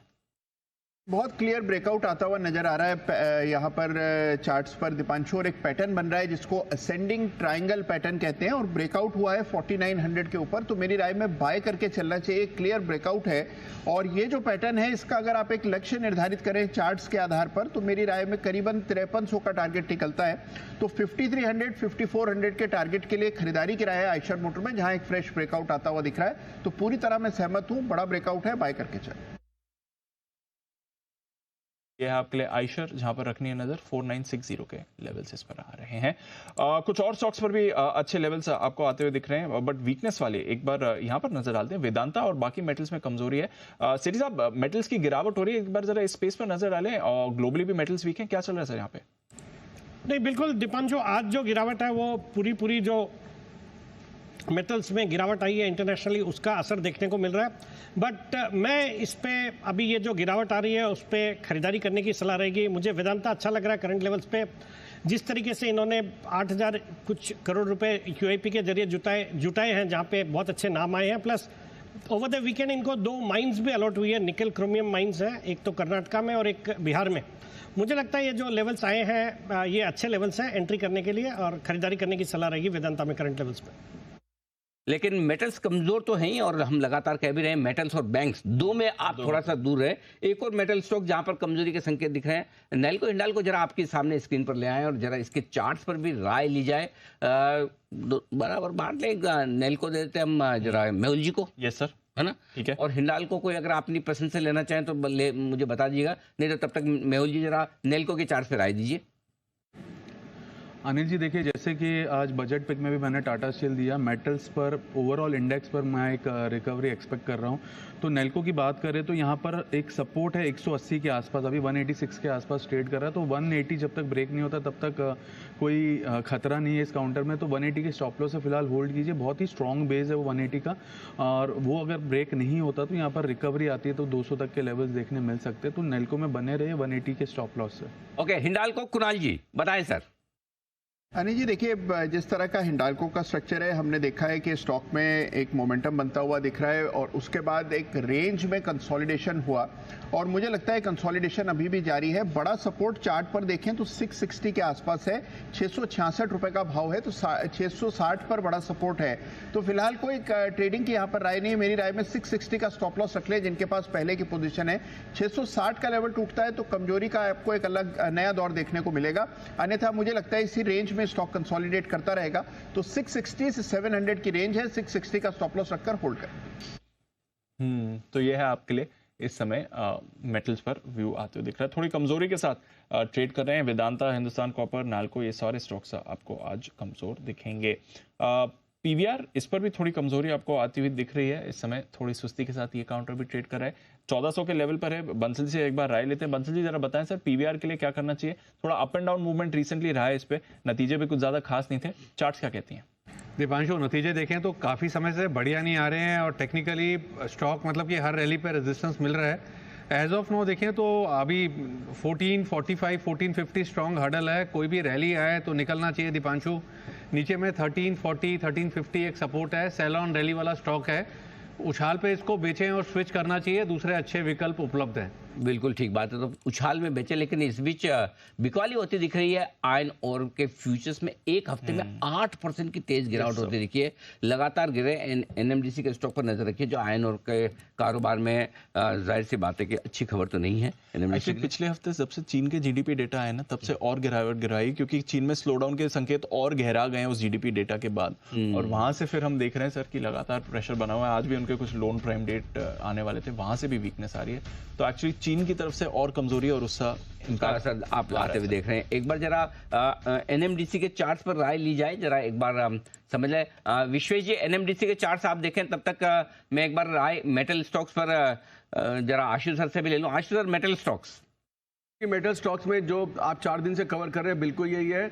और अनिल जी, सबसे बड़ी बात है कि बहुत हाई लेवल्स पे खड़े हुए थे, और प्रॉब्लम यह है कि अनिल जी ये जो भाव जिन भावों पे ये सारी चीज़ें खड़ी हुई है ना, इनमें नेगेटिव न्यूज़ का इम्पैक्ट बहुत ज़्यादा आएगा। तो अनिल जी, रिस्क रिवॉर्ड अच्छी न्यूज़ और बैड न्यूज़ पे इतनी अनफेवरेबल है लॉन्ग के लिए। प्रॉब्लम ये मोस्ट ऑफ द स्टॉक्स है। तो अनिल जी, मेटल स्टॉक्स में भी कोई अभी कुछ खास चीज़ नहीं लगती है। और अनिल जी, मेटल के प्राइसेस जिस तरह से गिर रहे हैं, अगर आप चैनल चेक करें ग्राउंड पे, अनिल जी मेरी कई डीलर से बात हुई है, 10% के प्राइस डिक्लाइन आ चुके हैं यहाँ की मार्केट में भी। तो अनिल जी, डिमांड तो एक चीज़ है और प्राइस रिडक्शन, क्योंकि जिसका बेनिफिट इनको मिल रहा था उसका इफेक्ट भी जरूर आएगा। तो अनिल जी, इन रियलिटी प्राइसेस पिछले 1-1.5 महीने से नीचे गिर रहे हैं।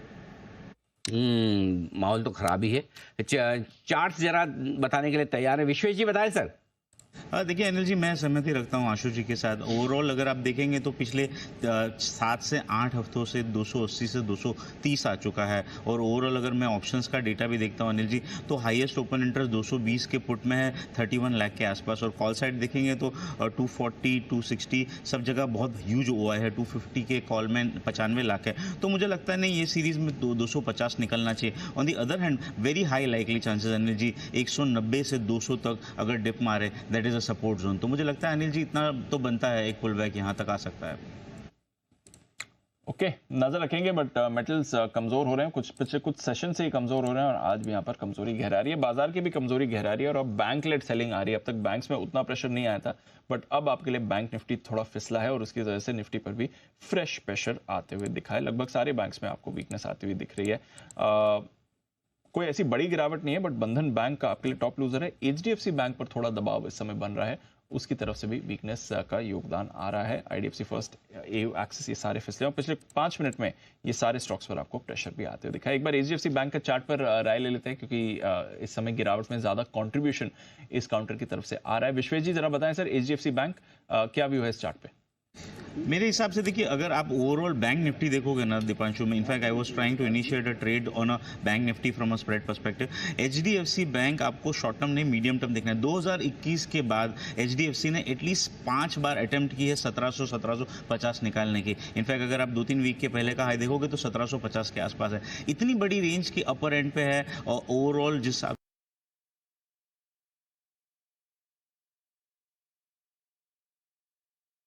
से बैंकिंग का माहौल बना हुआ है, सम सॉर्ट ऑफ एक लेगार्ड लग रहा है। तो मुझे लग रहा है कि ना वेरी नियर टर्म 1560 तक का एक अच्छा सपोर्ट है। बट अगर आप वैल्यूएशन देखोगे और अगर म्यूचुअल फंड का ओवरऑल कैश देखो, तो अगर उनको लार्ज कैप में कुछ खरीदना है, इंडेक्स को स्टेबल करना है, तो मुझे लगता है एचडीएफसी बैंक आएगा। तो ओवरऑल 1750 मुझे लगता है रेजिस्टेंस है, वहां तक जा सकता है। उसके ऊपर मुझे लगता है बड़ा ब्रेकआउट आएगा, लेकिन क्योंकि आज बड़ा दिन है, इवेंट है, तो मुझे लगता है कि यहाँ पे एक पुल बैक मिलता है, तो उसके बाद कंसिडर करना चाहिए दीपांशु। तो ये आपके लिए एचडीएफसी बैंक का अगर पुल बैक मिलता है तब कंसिडर करिए। ऊपर से करीब 125 अंकों की गिरावट आपको बैंक निफ्टी में आती हुई दिखी है, बट कोई ऐसी बड़ी वीकनेस भी नहीं है। निचले स्तरों से बाजार सपोर्ट भी ले रहा है। अभी भी आपने देखा निचले स्तरों से सपोर्ट भी आया है, वापस 24,500 का लेवल निफ्टी ने रिक्लेम भी किया है। तो एक छोटे दायरे में बहुत ही चौपी कारोबार इस समय बाजार आपको दिखा रहा है, ये क्लियर एविडेंस आ रहा है। जहां तक एक्शन का सवाल है, कुछ लाइव विजुअल्स भी हैं। प्रेसिडेंट ऑफ इंडिया के साथ इस समय वित्त मंत्री निर्मला सीतारमण भी हैं पार्लियामेंट कॉम्प्लेक्स में। ये आपके लिए कुछ लाइव विजुअल्स आते हुए दिख रहे हैं। प्रेसिडेंट निवास पर, माफ कीजिएगा, वहां से लाइव विजुअल्स आपके लिए आते हुए दिख रहे हैं। तो प्रेसिडेंट मुर्मू के साथ वित्त मंत्री निर्मला सीतारमण की मुलाकात अभी अभी हुई है बजट पेशकश से पहले। आइए, बजट पर तो पूरा फोकस है, बट अर्निंग सीजन के बीचों बीच ये बजट आ रहा है जुलाई वाला, और आज कुछ अहम नंबर्स भी आने वाले हैं। कंजम्पशन पर फोकस रहेगी बजट के लिहाज से भी, बट कंजम्पशन पर फोकस है क्योंकि आज दिग्गज एचयूएल के नंबर्स आएंगे।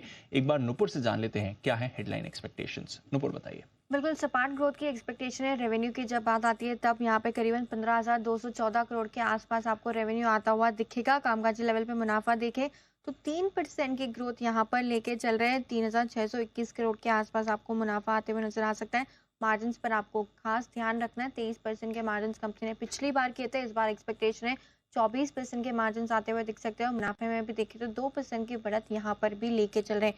डोमेस्टिक वॉल्यूम ग्रोथ की बात करें तो 3% की ग्रोथ का अनुमान यहाँ पर बना हुआ है। कंपनी ने प्राइस कट लिए पर्सनल केयर कैटेगरी में, तो बीपीसी जो beauty and personal care category है कंपनी की, वहाँ पे 2.5% तक की कमजोरी आती हुई नजर आ सकती है। लेकिन होम केयर सेगमेंट में काफी स्ट्रॉन्ग ग्रोथ की उम्मीद है। 2% से ज्यादा की ग्रोथ यहाँ पर लेके चल रहे हैं। फूड एंड रिफ्रेशमेंट में भी देखें तो 4% से ज्यादा की ग्रोथ आपको वहाँ पर भी दिखेगी। ग्रॉस मार्जिन्स में इंप्रूवमेंट की उम्मीद है, जो आपको फ्लो डाउन होता हुआ कामकाजी लेवल के मार्जिन्स में भी नजर आएगा। मैनेजमेंट की कमेंट्री काफी इंपॉर्टेंट रहेगी रूरल डिमांड को लेकर, अर्बन डिमांड को लेकर, और डिमांड ट्रेंड्स जो अब फेस्टिव सीजन में हम मूव अहेड करेंगे उसको लेकर। और मार्जिन्स पर रखना है आपको फोकस। एडवर्टाइजिंग खर्चे से जुड़ी जो मैनेजमेंट की कमेंट्री होगी वो भी इंपॉर्टेंट रहने वाली है। तो रेवेन्यू पर बिल्कुल फ्लैट ग्रोथ की उम्मीद है। 3% की डोमेस्टिक वॉल्यूम ग्रोथ आती हुई दिख सकती है, लेकिन मार्जिन एक्सपेंशन इस बार देखने को मिल सकता है।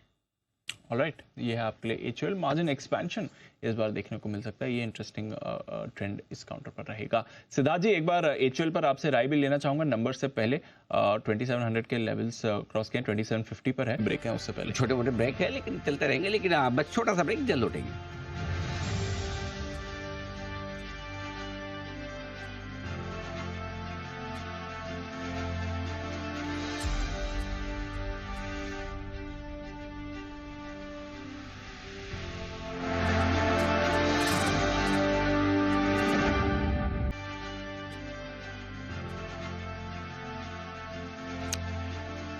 बचा है 1 घंटा बजट पेश होने में, और बजट में देखते हैं कि आज वित्त मंत्री किस तरह के ऐलान करती है। लेकिन दम साधे बाजार है, बजट में जाने को तैयार, न बड़ी तेजी न बड़ी मंदी, ऊपरी स्तरों से थोड़ा फिसलकर एकदम सपाट होते हुए दिख रहे हैं। हल्की फुल्की प्रॉफिट बुकिंग का है माहौल।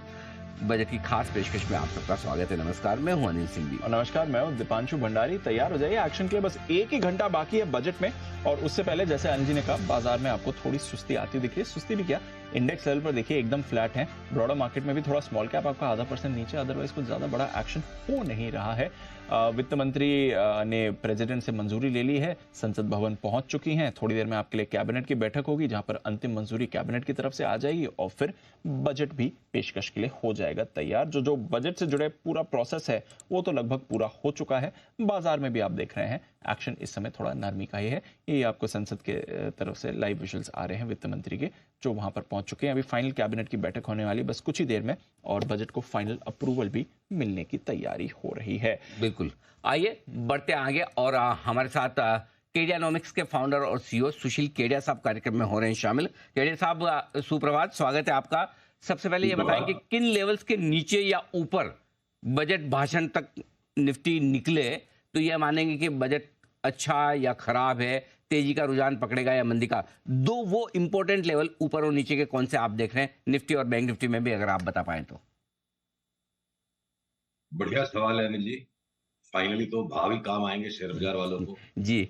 और देखिए, अगर पीसीआर कृपया ये चार्ट मेरे स्क्रीन से शेयर कर दे तो बात मैं चार्ट पे दिखाना चाहूंगा, अगर चार्ट शेयर हो रही है।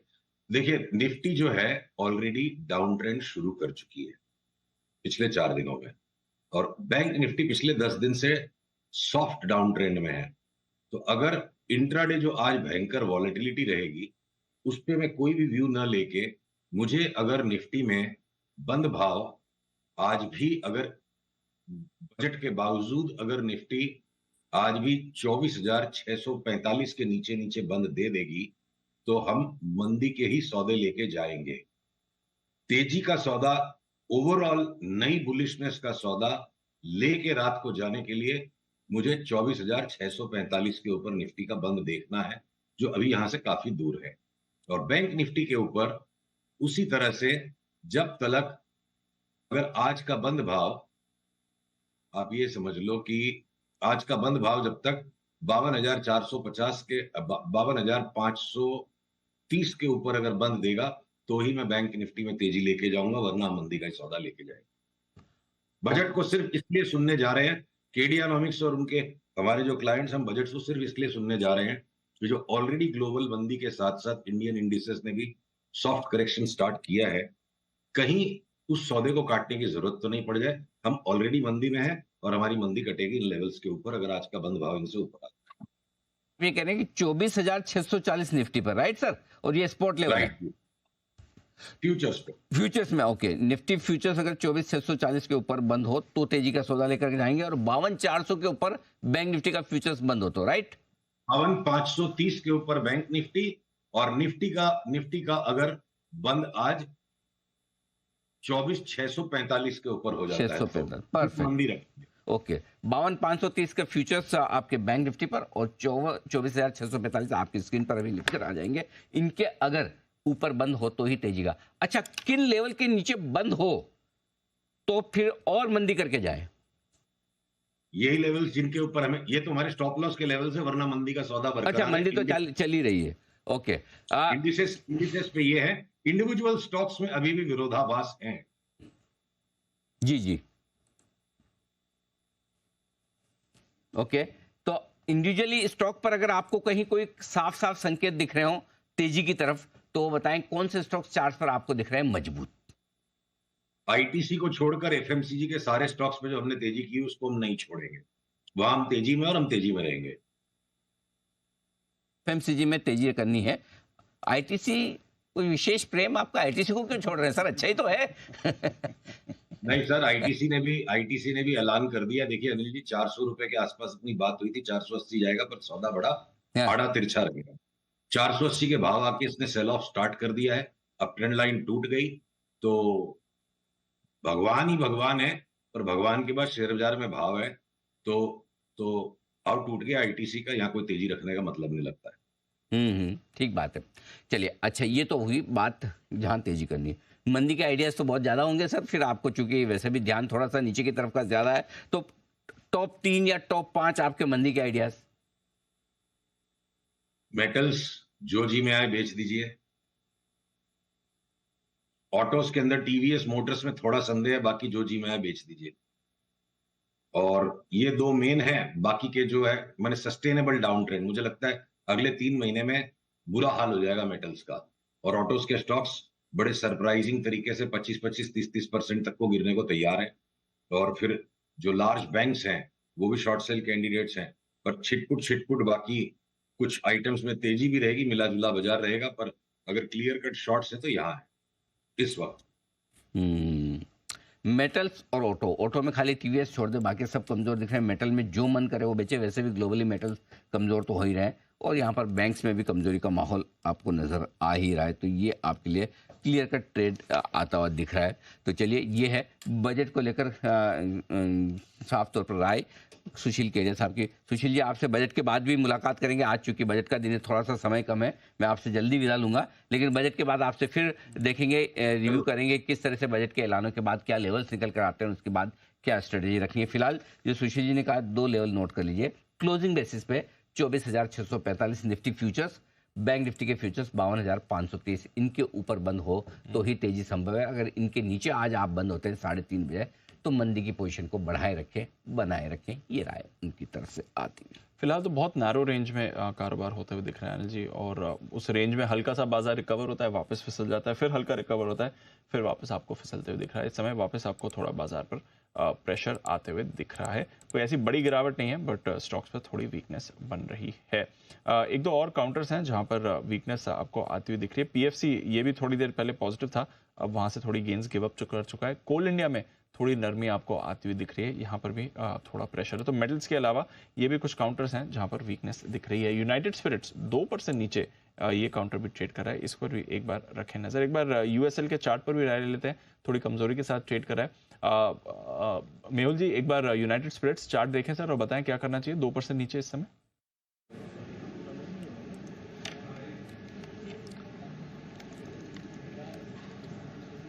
दीपांशु देखिए 1280 के आसपास एक काउंटर ट्रेड कर रहा है। रेंज बाउंड है, कल के जो ट्रेडिंग रेंज था, कल का हाई एंड लो उसी के बीच में है। 1275 के आसपास का सपोर्ट है जो कि कल का लो है, वो अगर एक बार ब्रेक होता है तो थोड़ी बहुत बिकवाली देखने को मिल सकती है। बट ओवरऑल मुझे नहीं लगता काउंटर 1200 के नीचे जाएगा। 1200 on the down side and on the up side 1300-1320 तक की रेंज है। तो काफ़ी साइडवेज है, काउंटर बने रहना चाहिए, ना कि फ्रेश खरीदारी करनी चाहिए, ना कि बिकवाली। 1300 के ऊपर एक बार के लिए ब्रेकआउट आएगा तब हम सोच सकते हैं कि इसमें फ्रेश खरीदारी की जाए, बट यहाँ पर वेट एंड वॉच है काउंटर। ऑलराइट, फिलहाल के लिए वेट एंड वॉच रहेगा। एक दो इंटरेस्टिंग कैश स्टॉक्स पर रखिएगा नजर, हमारी टीम हाईलाइट कर रही है। MTNL 10% के अपर सर्किट पर है ये काउंटर, तो देखते हैं अगर इन एंटिसिपेशन की शायद बजट में स्पेस के लिए कुछ आ जाए। थोड़ी देर पहले इसने सर्किट हिट किया, यहाँ पर रखिए नजर। सुबह अनिल जी ने एक स्टॉक मेंशन किया था बोरोसिल रिन्यूएबल्स, वहां पर तेजी है, 8.5% ऊपर ये काउंटर भी ट्रेड कर रहा है। और इस स्पेस से जुड़े स्टॉक्स में भी एक्शन है। सुजलॉन एनर्जी भी मूव कर रहा है, अदानी ग्रीन एनर्जी भी में एक्शन है। सेठी साहब, सुबह आप आइनॉक्स की भी बात कर ही रहे थे, वहां पर भी मूव आ रही है, but renewable specially wind energy से जुड़े रिन्यूएबल या पूरे रिन्यूएबल स्पेस में थोड़ा एक्शन इस समय बनते हुए दिख रहा है। एक बार जरा नजर डालें सर यहाँ पर। नहीं, बिल्कुल दीपांशु, पूरे रिन्यूएबल सेक्टर पे बुलिश हूँ, और स्टॉक्स भी मैंने रिकमेंड किया, आइनॉक्स विंड, विश्वेश जी ने इरेडा रिकमेंड किया, और बाकी भी जो इस सेक्टर की कंपनियां हैं, मतलब चाहे वो विंड एनर्जी हो, सोलर हो, जैसे अनिल जी ने बोरोसिल रिन्यूएबल बोला, वो सोलर का प्ले है, और हाइड्रो एनर्जी से भी रिलेटेड जो स्टॉक्स हैं, मुझे लगता है सब पे फोकस रखना चाहिए। बजट में डेफिनेटली रिन्यूएबल एनर्जी को बढ़ावा दिया जाएगा, तो उसका एक पॉजिटिव इम्पैक्ट पूरे सेक्टर में देखने को मिलेगा। तो यह है आपके लिए बोरोसिल रिन्यूएबल्स और बाकी रिन्यूएबल एनर्जी स्पेस जहां पर रखें नजर। साई इंडिया ग्लास यहां पर भी रखिए नजर, ये काउंटर भी थोड़ा पॉजिटिव एक्शन दिखा रहा है। तो कुछ स्पेसेस हैं, पॉकेट्स हैं बाजार में जहां पर एक्सपेक्टेशन है कि आज कुछ अच्छे अनाउंसमेंट्स आ सकते हैं, और उससे पहले मूव भी कर रहे हैं। रियल एस्टेट बास्केट में भी अगर आप देखें तो एक अच्छी मूव आती हुई दिखी है। शोभा 2.5% ऊपर है, और मैक्रोटेक डेवलपर्स में भी आपको मूव दिख रही थी, कल्पतरू में भी आपको अच्छा एक्शन दिखा है। तो कैश के कुछ काउंटर्स हैं जहां पर मूव आ रही है। वो थोड़ी तीखी लगी। जैन साहब को आजकल हम बहुत खींच रहे हैं, तो सारी मिर्ची वाली कचौरी सारी हमारे पास। ये देखिए, पिछली बार अनिल जी मैं सफारी में लाया था, और इस बार मैं VIP में लाया हूँ। ये जो कचौड़ियाँ और पान है सारे। बिल्कुल, चलिए तो कचौड़ियों का मजा लीजिए, और ट्रैवल और टूरिज्म स्पेस पर नजर रखिए, यहाँ पर भी अच्छा एक्शन बन रहा है। बजट का ऑप्शन, हर आधे घंटे आपको एक बेहतरीन ऑप्शन कॉल्स आ रही है हमारे एक्सपर्ट्स की तरफ से। लाइव जुड़ रहे हैं मोतीलाल ओसवाल के चंदन तपड़िया साहब हमारे साथ। चंदन जी, गुड मॉर्निंग, स्वागत है सर। बताएं बजट ऑप्शन में क्या पसंद है आपको ट्रेड के लिए? जी नमस्कार। देखिए, मेरा ऐसा मानना है कि कहीं न कहीं पूरा फोकस मैन्युफैक्चरिंग और कैपिटल गुड्स पे रह सकता है और इसीलिए मेरा फोकस रहेगा एल&टी। पिछले लगभग 20-25 दिनों से एक रेंज में कामकाज कर रहा है, बट मल्टीपल सपोर्ट्स यहाँ पे है। मेरे हिसाब से कोई भी एक ट्रिगर आएगा तो यहाँ पे मूवमेंट देखने को मिलेगा। लेवल के हिसाब से बात करें तो मेरा ऐसा मानना है कि लगभग 3600 के आसपास के सपोर्ट है और ऊपर में 3800 से लेके 3850 तक के टारगेट यहाँ पे बन सकते हैं। ऑप्शंस के ट्रेड की बात करें तो मेरा फोकस रहेगा 3700 की कॉल की तरफ।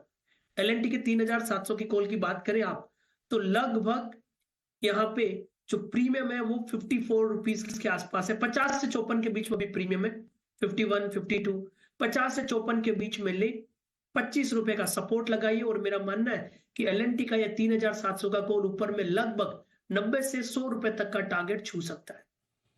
90 से 100 का ये टारगेट छू कर सकता है। कैपिटल गुड स्पेस पर इस समय थोड़ा भरोसा रखिए, ये आपके लिए व्यू बनते हुए दिख रहा है। चंदन जी की तरफ से एल&टी पर ऑप्शन खरीदने की राय। इनफैक्ट एल&टी पर एक मूव हमें दिखी, अभी थोड़ी देर पहले हम कमेंट्स की बात कर रहे थे, एबीबी पे आपको थोड़ी मूव आती दिख रही है, कोई बड़ी मूव नहीं, बट यहाँ पर भी खरीदारी है। तो कैपिटल गुड स्पेस थोड़ा एक्टिव हो रहा है। निचले स्तरों पर सीमेंस पर भी थोड़ा एक्शन बनते हुए दिख रहा है, हालांकि स्टॉक माइल्ड नेगेटिव टेरिटरी में है।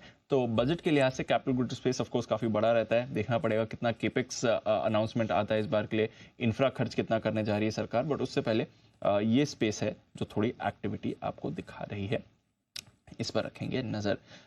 नजर है रियल एस्टेट काउंटर्स पर भी। ओबरॉय रियल्टी की तो हमने बात करी, गोदरेज प्रॉपर्टीज पर भी एक मूव आपको बनती हुई दिख रही है। एक बार कुणाल जी से गोदरेज प्रॉपर्टीज का चार्ट चेक भी ले लेते हैं। कुणाल जी जरा देखें, ओबरॉय रियल्टी जितना नहीं बट ये भी एक्टिव ही दिख रहा है गोदरेज प्रॉपर्टीज। क्या व्यू है सर इस चार्ट पे?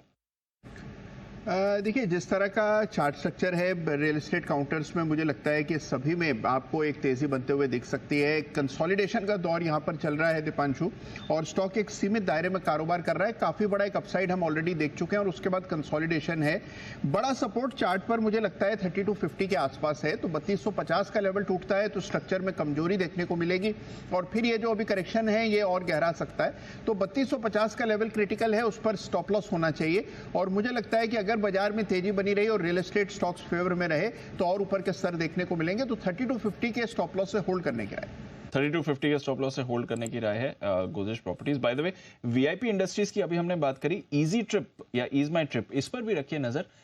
इस पर भी स्पाइक आया और अभी अभी स्पाइक आते हुए दिख रहा है। वीआईपी में भी आपको एक स्पाइक दिख रहा है, इजी ट्रिप प्लानर्स में भी एक स्पाइक अभी अभी आपको बनते हुए दिख रहा है। एक बार इसका चार्ट चेक ले लेते हैं। बंसल जी जरा देखें, इज माई ट्रिप मूव आ रही है सर, 4.5% ऊपर हो गया पिछले 5-15 मिनट में, ये मूव आई है सर। जी दीपांशु, ना सिर्फ 5% ऊपर हुआ है, काफी दिनों बाद दीपांशु एक अपमूव देखने को मिल रहा है। और अपमूव में देखें तो पिछले 5 दिनों के हाइस को स्टॉक ने क्रैक करा है। अच्छा प्राइस वॉल्यूम एक्शन है। और अगर आज यहाँ पर क्लोजिंग दीपांशु जिन स्तरों पर चल रहा है 42 के अराउंड की है, उसके ऊपर की क्लोजिंग आती है तो एक रिवर्सल देखने को मिलेगा। तो थोड़ा वेट एंड वॉच करें, एक बार बजट निकल जाए और ये सस्टेन करता है तब इसको खरीदना चाहिए दीपांशु। ऑलराइट, ये है आपके लिए इजी ट्रिप प्लानर्स। तो ट्रैवल और टूरिज्म से जुड़े स्टॉक्स हैं, यहाँ पर कुछ एक्शन आपको आते हुए दिख रहा है, कुछ स्पेसेस हैं। दीप अब दिन के लो पॉइंट पर आते हुए दिख रहे हैं 24,450, तो 24,350, 24,435 ये है निफ्टी की सपोर्ट रेंज। उसकी तरफ तेजी से बढ़ता हुआ दिख रहा है निफ्टी। और बैंक निफ्टी के लिए जो सपोर्ट रेंज शुरू होती है वो 52,150, 175 के आसपास आती है। वहां से लेकर 52,000 की रेंज में है पहला सपोर्ट रेंज, लगभग उस रेंज पे आता हुआ दिख रहा है। तो थोड़े नर्वस होते हुए दिख रहे हैं बाजार बजट में जाने से पहले। आइए, बजट का दमदार पैनल हमारे साथ कार्यक्रम में शामिल होने की तैयारी में ही है। एक बार पहले चलते हैं नई दिल्ली। गुरमीत चड्ढा साहब हमारे साथ कार्यक्रम में शामिल हो रहे हैं, CIO और managing partner complete circle wealth से। गुरमीत सर, बहुत बहुत स्वागत है आपका। कैसे देख रहे हैं बाजार की पोजिशनिंग बजट में? पहले हल्के हैं या अभी भी पोजीशंस ज्यादा हैं, डर का माहौल है या उत्साह ज्यादा है? मतलब सेंटिमेंट के लिहाज से भी और पोजीशंस के लिहाज से भी हम बजट में हल्के जा रहे हैं या भारी? अरे जी, पूरी तरह हल्का तो नहीं है, बट कुछ पिछले 3-4 दिनों में थोड़ा सा मुझे लगता है प्रॉफिट बुकिंग हुई है, चाहे वो रेलवे स्टॉक्स हो, इंफ्रा स्टॉक्स हो। थोड़ा सा प्रॉफिट बुकिंग बजट के अलावा भी हुई है, जैसे जो आपके कैपिटल मार्केट पार्टिसिपेंट्स हैं, जैसे आप BSE देखिए 20-25% का करेक्शन है, एंजल वन देखिए, मोतीलाल देखिए। कहीं ना कहीं मार्केट को ये भय है कि कुछ ना कुछ FNO वॉल्यूम्स को लेके होगा, लॉट साइज बढ़ेगा, STT बढ़ता है, देखना पड़ेगा क्या ऑफसेट डिसअलाउ होगा लॉसेस का। ये इसको लेके थोड़ा सा कैपिटल मार्केट में भी पोजीशन लाइटिंग हुई और पहली बार 10 साल के बाद शायद एक कोलिशन बजट है। तो मेरे हिसाब से बाजार ये देखना चाहता है कि ग्रोथ का फोकस बरकरार रहेगा कि पॉपुलिज्म टेक ओवर करेगी। तो ये एक मुझे लगता है जो फाइन बैलेंस है अगर बजट मेंटेन करता है और ज्यादा छेड़छाड़ नहीं करता है टैक्सेशन से, क्योंकि no bad news is good news बोलता हूं मैं जब भी टैक्सेस की बात आती है। तो वो अगर मेंटेन रहता है तो थोड़ा सा मुझे लगता है बाजार के लिए पॉजिटिव होगा, क्योंकि थोड़ा मार्केट लाइट हुआ है।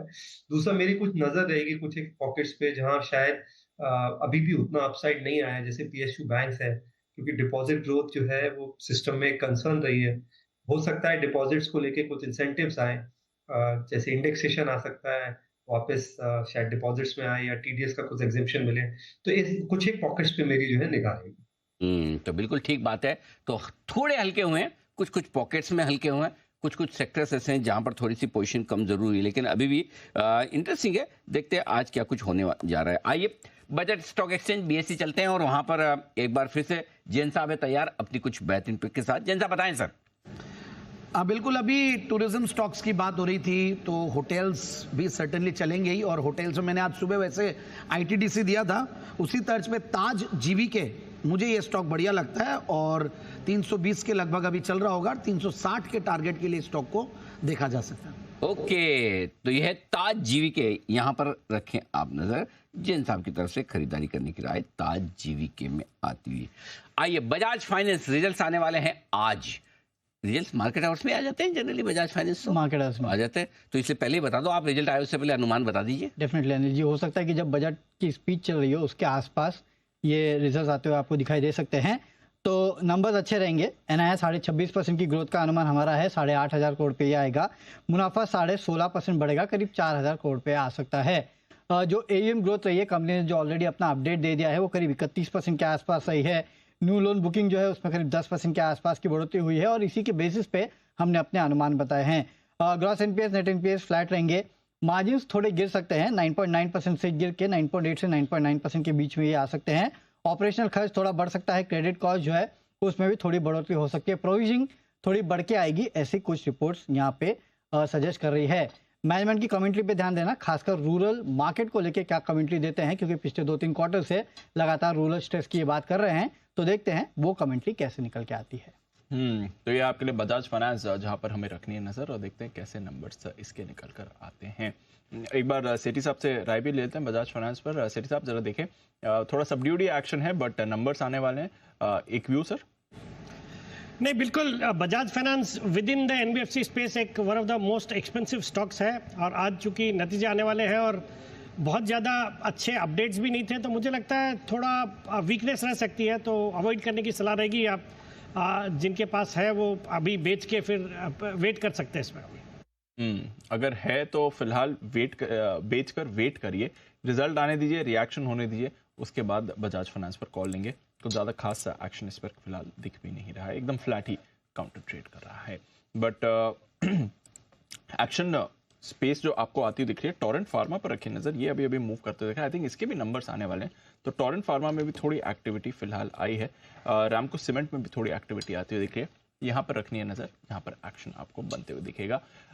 सीमेंट, कैपिटल गुड्स, ये कुछ थीम्स हैं जहां पर एक्शन है। पावर, ये भी एक और थीम है जहां पर थोड़ी एक्टिविटी बनती हुई दिख रही है। बाकी बाजार में इस समय नरमी छाई हुई है और 150 पॉइंट्स का कट ऊपर से निफ्टी में भी है। कुछ सवालों के जवाब आ रहे हैं आपसे हैं, तो मैं जरा हाईलाइट करिए। बिल्कुल, जो पिछला वाला था, वित्त मंत्री निर्मला सीतारमण जी का ये कौन सा बजट था, नंबर बताना था आपको, 4, 5, 6, 7, ये आपको बताना था। सवाल नंबर 3, और सही जवाब जिन लोगों ने दिए 7 नंबर, ये तो खैर आपको बताइए।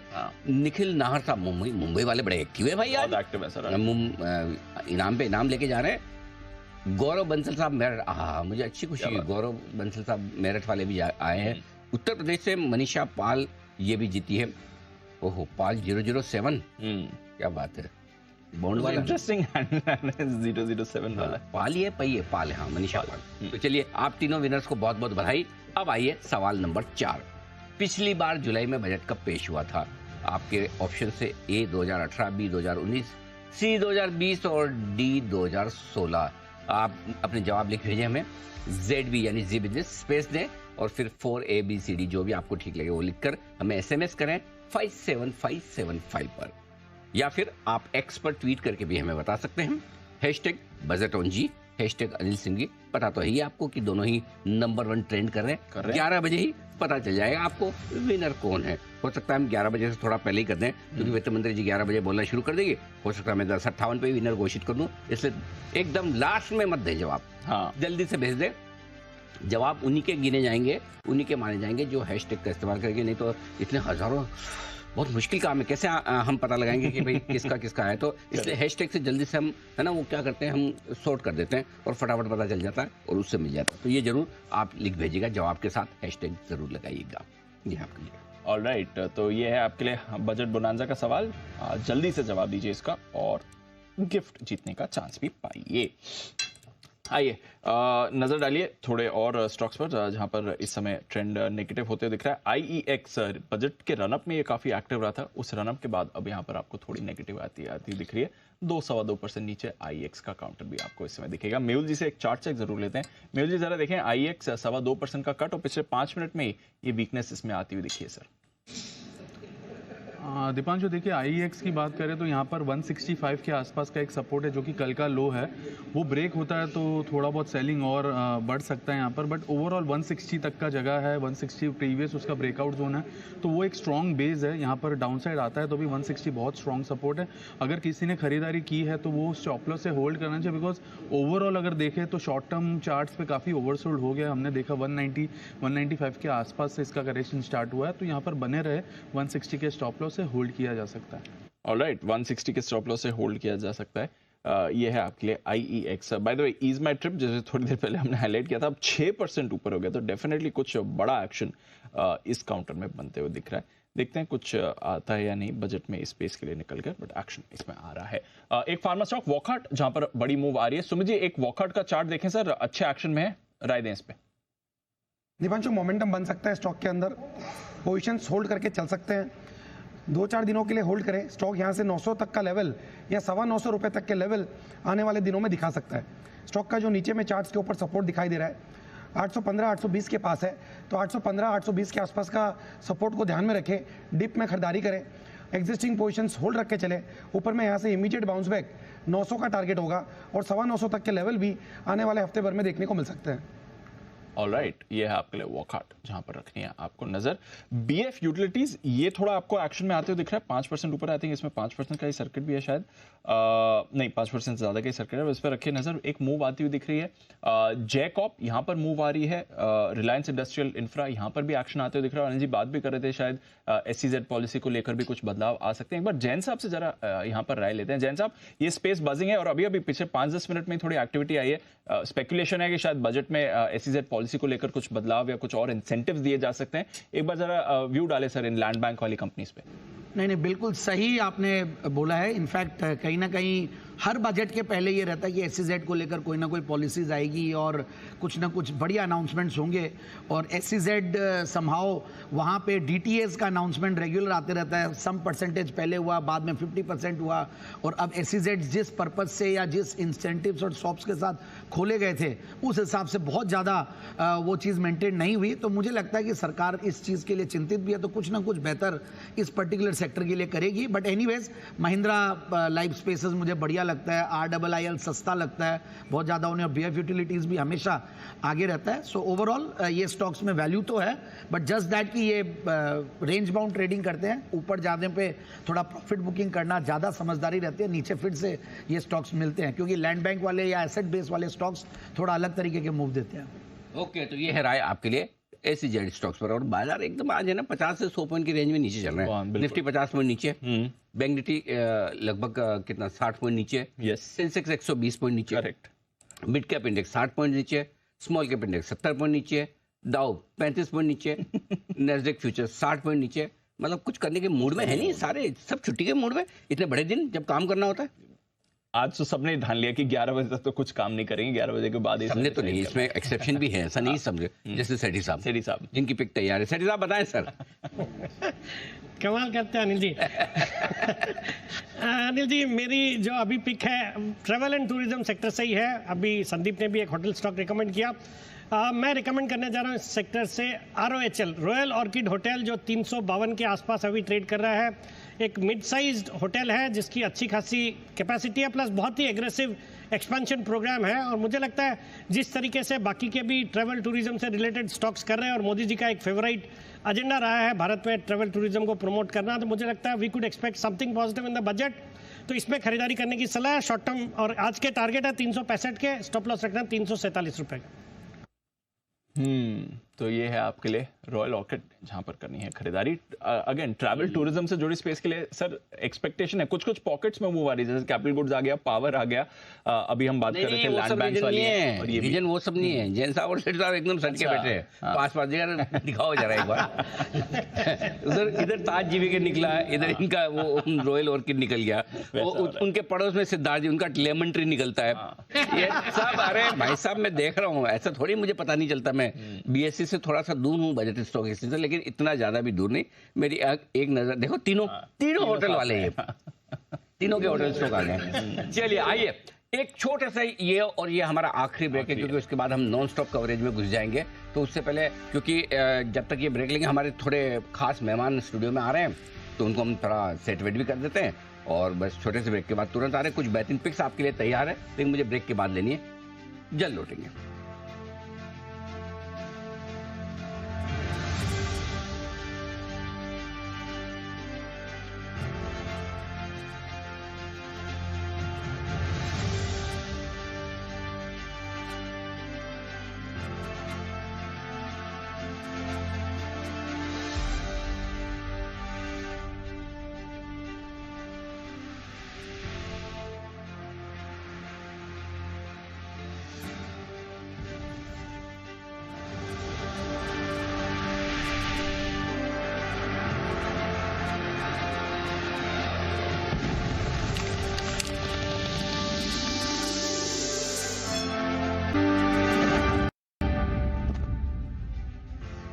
बजट की इस खास कवरेज में आप सबका स्वागत है।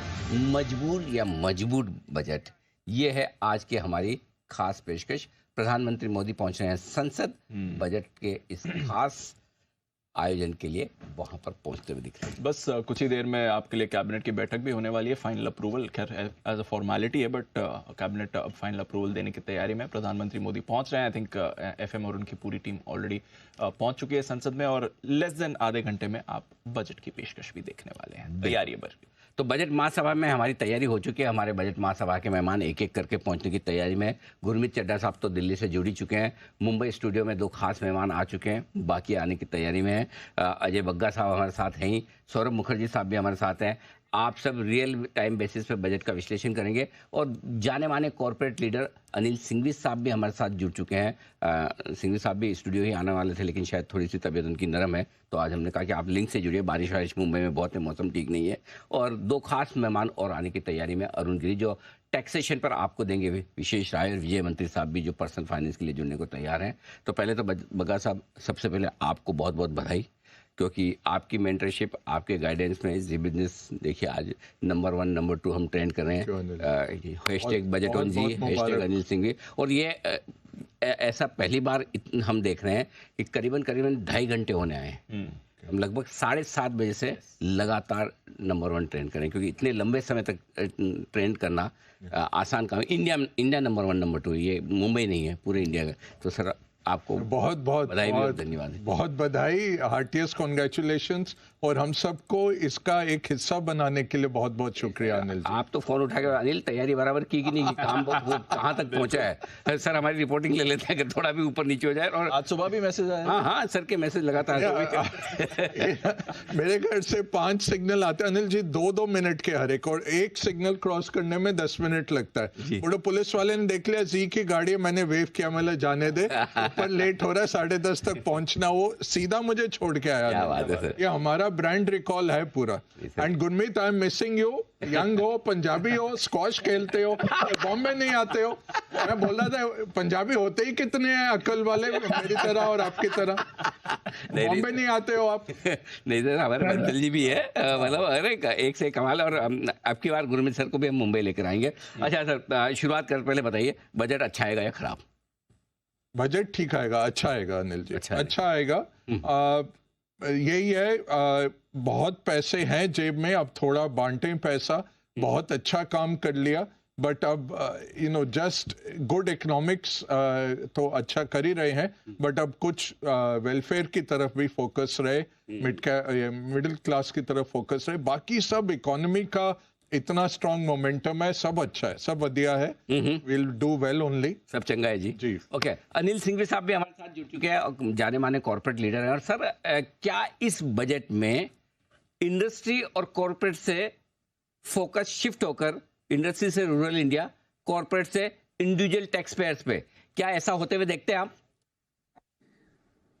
नमस्कार अनिल जी, और माफी चाहूंगा पहले कि मैं घर से ज्वाइन कर रहा हूँ, स्टूडियो में नहीं आ सका, थोड़ी सी तबीयत ठीक नहीं। सर, आप जल्दी से स्वस्थ हो, हम आपको बजट के बाद खींच लाएंगे सर। मेरा व्यू ये है अनिल जी कि आज जो सबसे बड़ा मुद्दा है वो है जॉब्स का। देश के अंदर आप कितना भी पॉलिटिक्स इकोनॉमिक्स की बात कर लें, जब तक हम एम्प्लॉयमेंट की तरफ बहुत बड़ा काम नहीं करेंगे तब तक ये मुद्दा रहेगा, और वो unrest at bottom of the pyramid unrest काफी रहेगी। तो जो भी काम अगर जो इंडस्ट्री के हिसाब से करें, जो इंडस्ट्री एम्प्लॉयमेंट दे सके, अब आप देखिए कि आर्टिफिशियल इंटेलिजेंस, मशीन लर्निंग और बाकी सारी चीजें हो चुकी है, तो उसके साथ में इंडिया को एक बड़ा मॉडल ऐसा बनाना पड़ेगा कि जिसमें जॉब क्रिएशन हो, न कि जॉब लॉसेस हो। और उसके लिए 3 बड़े सेक्टर्स हैं, agriculture, construction and service industry. I think in तीनों के ऊपर, जैसे आपने थोड़ी देर पहले आप टूरिज्म की बात कर रहे थे, तो tourism can be whether it is a religious tourism और दूसरा टूरिज्म, बहुत बड़ा हिस्सा हो सकता है जॉब क्रिएशन का। आप छोटी छोटी जगह देख लीजिए, वहां पे इंडस्ट्री नहीं आ सकती है। आप कितनी भी बात कर लें, इंडस्ट्री आएगी कुछ 25-50 बड़े क्षेत्रों में, बाकी जगह छोटे मोटे घरेलू उद्योग हो सकते हैं, पर टूरिज्म बहुत बड़ा काम हो सकता है। तो मुझे लगता है कि एक एग्रीकल्चर का एक बड़ा नक्शा सामने आना चाहिए कि हम एग्रीकल्चर में और क्या कर सकते हैं। हमें एक ख्याल में ये भी रखना चाहिए कि हमें खुद को भी नहीं, दुनिया की तरफ भी देख के काम करना है कि हम क्या चीज पैदा कर सकते हैं जो दुनिया को भी चाहिए, और उसके ऊपर काफी काम होना चाहिए। तो 2 मुद्दे बहुत बड़े होते हैं इसके अंदर, एक तो एग्रीकल्चर और दूसरा टूरिज्म। और बाकी जो बीच का जो हिस्सा है, जैसे भी आपने जिक्र किया कि इंडस्ट्री में क्या काम हो सकता है, इंडस्ट्री में PLI हो गई, वो हो गई, वो ठीक है, चाइना +1 एक मुद्दा रहा है, वो काम हो सकता है। बट बड़ा मुद्दा जो रहेगा वो रहेगा कंस्ट्रक्शन इंडस्ट्री, उस पर क्या सहूलियत ला सकते हैं, चाहे भले ही वो आप रूरल हाउसिंग कर लीजिए या अफोर्डेबल हाउसिंग। अभी एक अफोर्डेबल हाउसिंग का एक नाम कर लिया हमने, पर हमें ये करना चाहिए कि सबके पास मकान, अगर सबके पास खाना हो चुका है तो सबके पास मकान, और उसके ऊपर क्या काम कर सकते हैं, how we make it much more simplified manner in which construction industry can work. तो ये 2 बड़े काम मुझे लगता है। इस बजट तो एक actually to very large extent मुझे ऐसा लगता है बजट एक माध्यम है, आपकी जो सोच है उसको बताने का एक माध्यम है। उसके बाद पूरे 12 महीने मिलते हैं आपको हर चीज को, हर पॉलिसी को लाने के लिए। तो ये एक बैलेंस शीट है, इज लाइक AGM होती है या बैलेंस शीट आती है कंपनी की, पर पूरे साल काम चलता रहता है। वैसे मुझे लगता है सरकार का और देश का काम ऐसे चलता रहता है। परफेक्ट, तो बिल्कुल ठीक बात है। पॉलिसी डॉक्यूमेंट की तरह देखें इस बजट को। आइए, सौरभ मुखर्जी साहब भी हमारे साथ हैं। सौरभ सर, आप क्या देख रहे हैं, पॉपुलिस्ट बजट या रिफॉर्म बेस्ड बजट, मजबूर या मजबूत? आई थिंक पॉपुलिस्ट की तरफ होने की थोड़ा रहेगा संभावना ज़्यादा है। पॉलिटिकल प्रेशर मेरे ख्याल से ज़बरदस्त है, नॉट ओनली इलेक्शन के रिजल्ट्स बट आने वाले अक्टूबर के जो इलेक्शन है। साथ ही साथ सिंघवी साहब ने जो बोला कि एम्प्लॉयमेंट कमज़ोर है, कंजम्पशन कमज़ोर है, वो के शेप्ड का नीचे वाला डंडा कमज़ोर है। बट साथ ही साथ सरकार के पास पैसे हैं। RBI ने 2.1 ट्रिलियन दिया है, इनकम टैक्स की कलेक्शन 20% उछल रही है। सो सरकार के पास पैसे हैं, पैसे खर्चा करने की ज़रूरत है। सो मेरे ख्याल से रेवेन्यू एक्सपेंडिचर, मतलब सब्सिडी, PM आवास, आयुष्मान भारत, PM किसान, NREGA, इसमें मेरे ख्याल से इंटरिम बजट के मुकाबले 20-30% खर्चा बढ़ाया जाएगा। कैपिटल एक्सपेंडिचर वैसे ही शानदार तरीके से बढ़ रहा था। I don't think compare to interim budget कुछ ज़्यादा घोषणा की जाएगी कैपेक्स के बारे में, बट रेवेन्यू एक्सपेंडिचर मतलब कि सब्सिडीज़ और लो इनकम स्ट्राटा के ऊपर एक फोकस रहेगी। साथ ही साथ मेरे को लगता है मिडिल क्लास के लिए एक इनकम टैक्स कट की भी एक जगह है। ये एक बीजेपी का कोर वोट बैंक है middle class. I think 15-20 lakh जो कमाते हैं उनके लिए एक इनकम टैक्स कट की भी मेरे ख्याल से पैसे भी हैं और शायद ज़रूरत भी है। इतना बढ़िया बोले सर, मेरे को तो लगता है एक दिन के लिए तो आप ही को वित्त मंत्री बना दिया जाए। सारी बढ़िया बढ़िया बातें आप सर ने बोल दी। और अनिल जी, आप सैलरी स्लिप में एक और बनानी पड़ेगी हमें रो, क्योंकि कंपनी तो देगी नहीं रेस, तो कंपनी तो कभी रो के देती हैं कंपनियां, उसमें आएगा निर्मला रेस, FM रेस। तो ये कट आना ही है। 2014 से आपने कुछ दिया नहीं, और आप इन्फ्लेशन से देखें, जो 1 लाख आपके पास था वो आज 50,000 का हो गया इन्फ्लेशन के बाद, परचेसिंग पावर टूट के। वो काटना है ही, मिडिल क्लास को कुछ ना कुछ देना, और अब नहीं करेंगे तो कब करेंगे? इस बारी आपके पास पिछले साल का पड़ा है 1.7 लाख करोड़ आया RBI ट्रेजरी में, खजाने में था 1 अप्रैल को, वो खर्चा नहीं हुआ पिछली बारी। 2.1 सौरभ जी ने लीन ऑन किया RBI को, RBI ने पैसे बनाए दे दिया। तीसरा टैक्स, अच्छा इनकम टैक्स ज्यादा है कॉर्पोरेट टैक्स से, करेक्ट, कुछ तो करो यार, एंड स्पेशली सैलरीड वाला। आप लोग तो बोलोगे नहीं, इसलिए मैं ही बोल रहा हूँ, चाहे मैं अब सैलरीड नहीं हूँ, बिजनेस तो हमने बोलना बंद, हम तो खाली सर रोते हैं, बोलना बंद कर दिया अच्छा, अरुण गिरी भी हमारे साथ है, जो आज बजट में टैक्सेशन से रिलेटेड जितने भी ऐलान होंगे उनका एकदम बहुत ही बारीकी से आपके सामने रियल टाइम बेसिस पे विश्लेषण करेंगे। उनकी एक बहुत ही बेहतरीन वेबसाइट है इनकम टैक्स को लेकर, टैक्स सूत्रा, जहाँ पर भी आप रियल टाइम बेसिस पे एनालिसिस देखते हैं। तो अरुण है ना, बड़ी गजब की, अच्छा ये खुद जर्नलिस्ट भी रहे हैं, चार्टर्ड अकाउंटेंट भी है, अच्छा, और बड़ी गहरी पकड़ टैक्स पे तो रखना ही पड़ेगा, उनका प्रोफेशन है, लेकिन राजनीति पे भी रखते हैं। तो अरुण, मैं इसी सवाल को जो अभी सौरभ जी ने बोला इसको आगे बढ़ाता है। तो अभी अगर देखिए फायदा कि 5 साल बाद इलेक्शन, हम तो भूल जाएंगे हमें आज क्या दिया, तो सरकार अभी करेगी या 4 साल बाद करेगी, पहली चीज़। और दूसरा ये कि टैक्सेशन में एक ही चीज़ की बार बार बातें हो रही है, कैपिटल मार्केट पे कोई टैक्स बढ़ा ना दे, क्या हो सकता है और क्या होना या नहीं होना चाहिए, ये सब समझाइए। 2 चीजें, सबसे पहले इलेक्शन अक्टूबर में है महाराष्ट्र में, ये देखो पहले इलेक्शन पकड़ा है, देख लो देखो, तो सबसे पहले इलेक्शन अभी है। और हमने देखा है पिछले 10 साल में कि ये गवर्नमेंट बहुत ही इलेक्शन सेंट्रिक है। जितने रैलीज हमारे प्रधानमंत्री ने पिछले 10 साल में किए हैं, पिछले 70 साल में किसी प्राइम मिनिस्टर ने सब मिला के भी नहीं किए होंगे। तो बहुत इलेक्शन सेंट्रिक गवर्नमेंट है, नंबर 1। नंबर 2, ज्यादा काम कर रहे हैं, हाँ शायद। नंबर 2 कि जो बग्गा जी और सौरभ ने अभी कहा, बहुत इंपॉर्टेंट है, पर्सनल टैक्स कलेक्शन 9,72,000 करोड़ है, कॉर्पोरेट टैक्स कलेक्शन 9,17,000 करोड़ है। मैंने पिछले 23 साल का टाइम सीरीज देखा इनकम टैक्स कलेक्शंस का on the income tax website.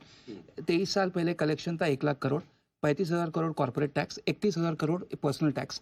एक 7-8 साल पहले 2 लाख करोड़ का गैप था, ऑलमोस्ट 1.5-2 लाख करोड़ का गैप बिटवीन कॉर्पोरेट टैक्स और पर्सनल टैक्स। पिछले 2 सालों में पर्सनल टैक्स कलेक्शंस बहुत अरसों बाद, या कब मुझे मालूम नहीं, शायद पहली बार कॉर्पोरेट टैक्स कलेक्शन से ज़्यादा है। तो डेफिनेटली स्कोप है कि इनकम टैक्स कम किया जाए। और मैं कहूँगा कि बोल्ड होने की ज़रूरत है।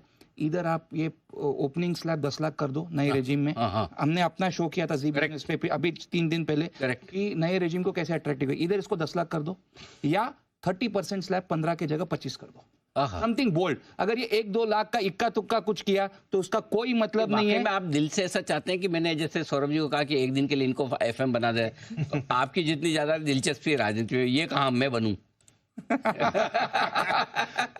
बोल्ड जरूरत है, बोल्डनेस की जरूरत है। 15 का स्लैब 25 कर दीजिए, इंपॉर्टेंट है। ये बात तो सही है।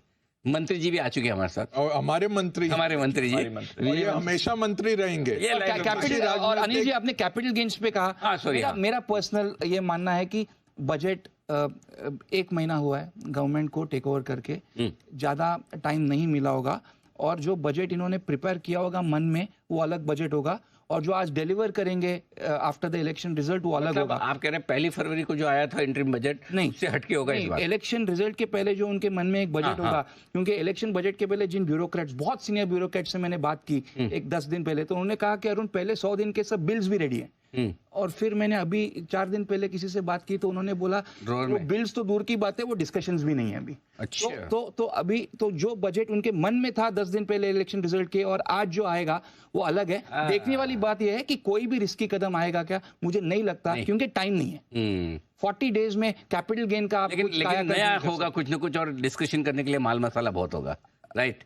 होगा डेफिनेटली। अच्छा विजय जी, आपसे जानना चाहता हूँ कि बजट से पहले आप, चाहे वो डायरेक्ट इन्वेस्टर्स हो या म्यूचुअल फंड इन्वेस्टर्स हो, आप उनको किस तरह की पोजीशनिंग की राय दे रहे हैं भाई कि बजट से पहले प्रॉफिट बुक करके जाएं, हल्के रहें, कैश रखें, या कुछ नहीं पहला और आखिरी बजट थोड़ी आते जाते रहते हैं?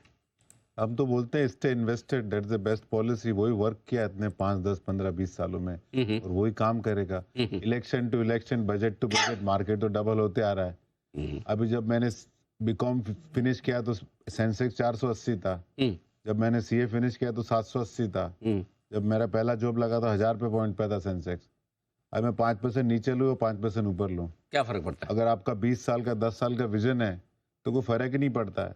और जो भी एंट्री और एग्जिट टाइम करता है, उसने निकाल लिया तो वापस डाल पाते हैं क्या वो लोग? अब आप पीएचडी भी कर लो ना मंत्री जी। हाँ, मैं पीएचडी करते सेंसेक्स तो सारा हमारा नंबर पहुंच जाएगा कि मेरी पीएचडी होने वाली नहीं है। 13 लाख पहुंच जाएगा वो पहले ही पहुंचा देगा। पीएचडी होने वाली नहीं है, मतलब तो इन्फिनिट हो जाएगा सेंसेक्स। निफ्टी 50,000 पहुंचेगा, उस समय आपके पास कौन सी डिग्री होगी? मेरे पास रह जाए वही है, अगर सीए इंस्टीट्यूट को दूसरा गड़बड़ नहीं करे तो ये डिग्री रहने वाली है। लेकिन 2-3 फास्ट पॉइंट बोलता हूँ। ये लोगों का इंप्रेशन है कि equities tax at lower level, which is actually बहुत गलत चीज है। Equities actually tax less than date.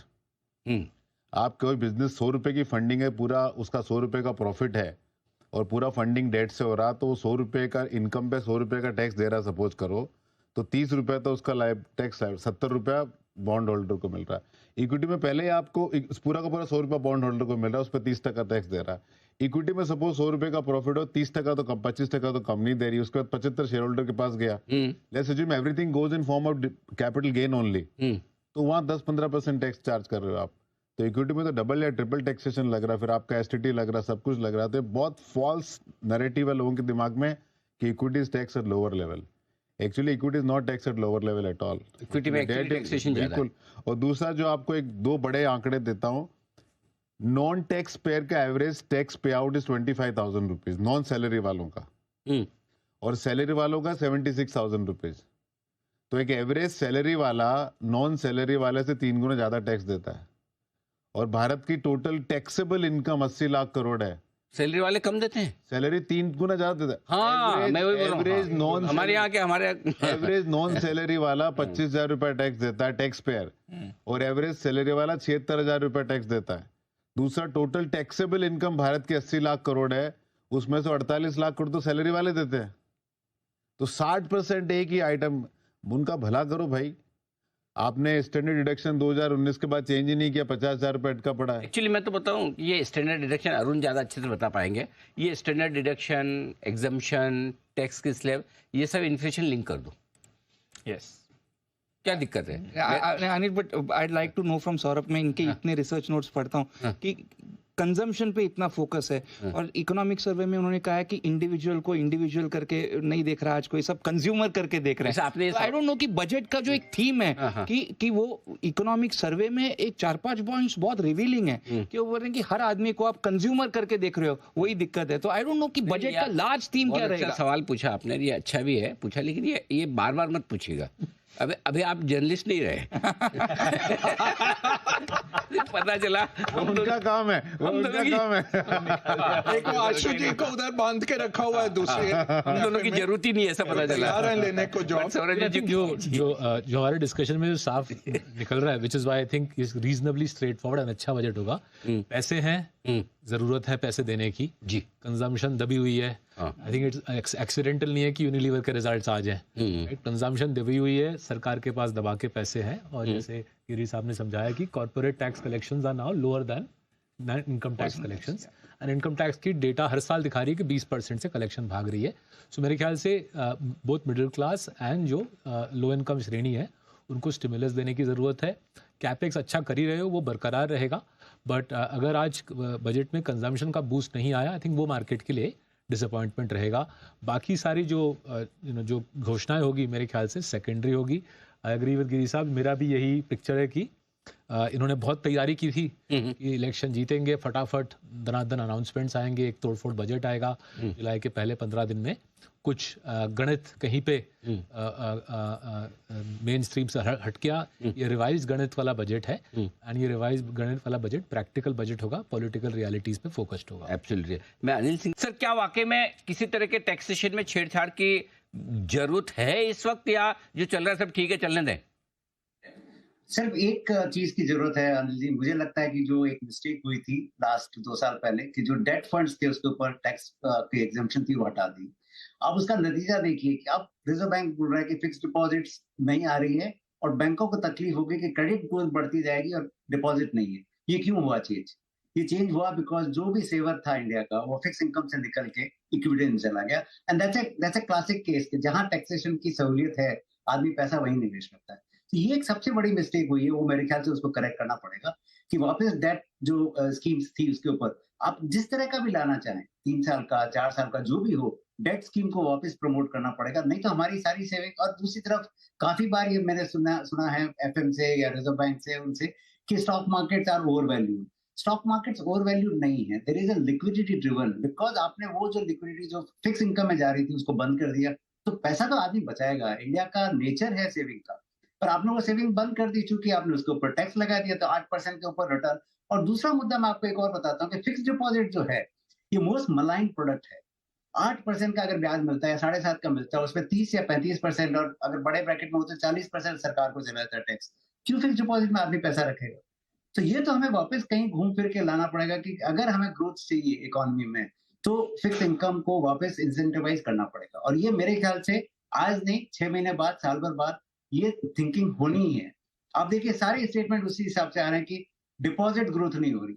कहां से होगी? बैंक के 8% दे रही है वो बहुत बड़ा लग रहा है, पर अनसिक्योर डिपॉजिट है वो fix deposit, it is trading at a sovereign level, how can it be possible? तो ये कहीं बड़ा मुद्दा है जो सरकार को एक बार देखना पड़ेगा कि सेविंग दोनों में आनी चाहिए, इक्विटी में और डेट। ठीक बात है। तो जी ये ना ये डेट वाला टैक्सेशन वाला एमफी का भी डिमांड है और पिछले साल बजट प्रपोजल में डेट का टैक्सेशन ऐसा नहीं था। डेट में कुछ नहीं कहा गया था। बजट अनाउंस करने के बाद इंश्योरेंस कंपनी और बैंक्स गए थे मिनिस्ट्री के पास और उसके बाद उसमें बदलाव हुआ। करेक्ट। अगर वही 3 साल वाला 20% विद इंडेक्सेशन वाला ला दें तो बड़ा पैसा डेट फंड में एफडी में वापस आ सकता है, बिकॉज एक अट्रैक्शन चला गया लोगों का। करेक्ट। और एक बहुत बड़ा मुद्दा है कि एचडीएफसी और एचडीएफसी बैंक के मर्जर के बाद जो ट्रस्ट का बहुत बड़ा डिपॉजिट एचडीएफसी लिमिटेड के पास जाता था वो अभी बंद हो गया है और ट्रस्ट का नंबर 1 डिपॉजिट एचडीएफसी हुआ करता था। आफ्टर मर्ज एंटिटी वो खत्म हो गया और एचडीएफसी लिमिटेड के डिपॉजिट से लाखों एजेंट थे, अब वो सारे के सारे दूसरा प्रोडक्ट बेच रहे हैं। तो कॉम्बिनेशन 3-4 चीजों का एक साथ हुआ है। ठीक बात है, इसीलिए बैंकिंग सिस्टम में डिपॉजिट की है कमी। हर आधे घंटे आपको मिल रहा है ऑप्शन और इस बार सुमित जी तैयार है ऑप्शन की स्ट्रेटेजी बताने के लिए। Sumit ji. Anil ji stock specific option है अभी। रेमको सीमेंट चार्ट्स पे बढ़िया दिख रहा है। रेमको सीमेंट के अंदर यहाँ से ऊपर का मूव देखने को मिलना चाहिए, इसके लिए ऑप्शन के जरिए ट्रेड लेने का सलाह रहेगा।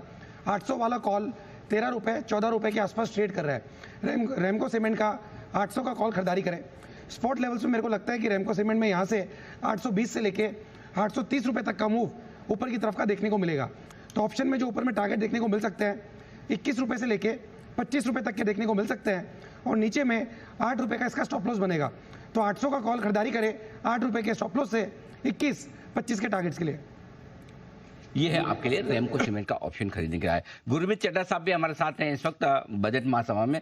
गुरमीत सर, पूरी तरह से बाजार वेट एंड वॉच वाले मूड में है। क्या चीज ऐसी है जो बजट में आ सकती है जो बाजार को वाकई में ऊपर या नीचे की तरफ बड़ा मूव दे सकती है? वो क्या बड़ा ट्रिगर हो सकता है आपके हिसाब से? अनिल जी, अगर गवर्नमेंट बहुत ज्यादा एब्सोल्यूट फिस्कल नंबर को ना देख के क्वालिटी ऑफ फिस्कल डेफिसिट पे फोकस करे, जैसे 5% फिस्कल डेफिसिट नंबर आता है वो 5.1 भी होता है। आप देखिए पिछले बजट में अगर आप देखिए तो रेल रोड पे 28% की बढ़ोतरी थी, रेलवे में 52% की बढ़ोतरी थी। डिफेंस को आप देखेंगे तो सर्विसेज में जो कैपिटल आउटले उसमें कम थी, लेकिन डिफेंस जो सिविल था उसमें काफी बढ़ोतरी थी, एनर्जी में काफी बढ़ोतरी थी। तो अगर ये बैलेंस मैनेज कर सकता है, जैसे सौरभ ने भी बोला, तो क्वालिटी ऑफ फिस्कल डेफिसिट अच्छा होगा और हम अगर नॉमिनल जीडीपी 10-12% मेंटेन कर सकते हैं तो डेट सर्विसिंग मैनेजेबल है, उस पर ज्यादा फोकस करना चाहिए। सेकंड, मैं अग्री करता हूँ सिंघवी सर से कि हमें एसेट एलोकेशन पे ध्यान देना चाहिए और हिंदुस्तान का जो कंज्यूमर है वो जहां टैक्स बचता है वो करता है। लोग एटीसी भी इसलिए करते हैं कि 1.5 लाख रुपए का लिमिट है, इसलिए करते हैं, जो ओल्ड टैक्स रेजिम फॉलो करते हैं। एनपीएस में बढ़ोतरी शुरू हुई क्योंकि हमने एडिशनल 50,000 वहां पे दिया। तो एक एसेट एलोकेशन, और हमारा इस साल बॉन्ड इंक्लूजन हुआ है ग्लोबल बॉन्ड इंडेक्स में, तो कॉर्पोरेट बॉन्ड मार्केट को डेवलप करना बहुत जरूरी है। आप कॉर्पोरेट बॉन्ड मार्केट का एक्सपोजर देखिए हमारा और बाकी इमर्जिंग मार्केट का, बहुत कम है। दूसरा, मैं हमेशा बोलता हूँ बैंक अपनी लेजीनेस और इनएफिशिएंसी छुपाते हैं लॉबिंग करके, और ये मैं थोड़े स्ट्रॉन्ग वर्ड्स बोल रहा हूँ क्योंकि मैं खुद बैंकर रहा हूँ, क्योंकि हम खुद कस्टमर्स को अच्छी सर्विसेज नहीं देते हैं लायबिलिटी साइड पे, सरप्लस प्राइसेस से फी इनकम बनाने की कोशिश करते हैं, इंश्योरेंस का मिस सेल करते हैं, और फिर हम बोलते हैं कि डिपॉजिट ग्रोथ जो है नहीं हो रही है। कस्टमर डिपॉजिट ग्रोथ, आप कॉर्पोरेट डिपॉजिट बाकायदा मार्केट में अच्छा है, अच्छे बिक रहे हैं, जैसे सेक्शन 8 कंपनीज है, जैसे मंत्री जी ने भी बोला। थोड़ा मुझे लगता है थोड़ा बैलेंस बनाने की जरूरत है, और हमारे पास कोई हाउस होल्ड सेविंग का डेटा नहीं है कि कितना पैसा कहाँ जा रहा है। सडनली 3 जो रेगुलेटर हैं उन्होंने बोलना शुरू किया, और थोड़ा सा देखना चाहिए था जब exchange daily weekly expiry launch कर रहा था, थोड़ा सा सिस्टम लेवल चेक भी होना चाहिए। हर चीज का जवाब टैक्सेशन से नहीं देना चाहिए। इसे मैं ना स्पीड ब्रेकर माइंडसेट बोलता हूँ।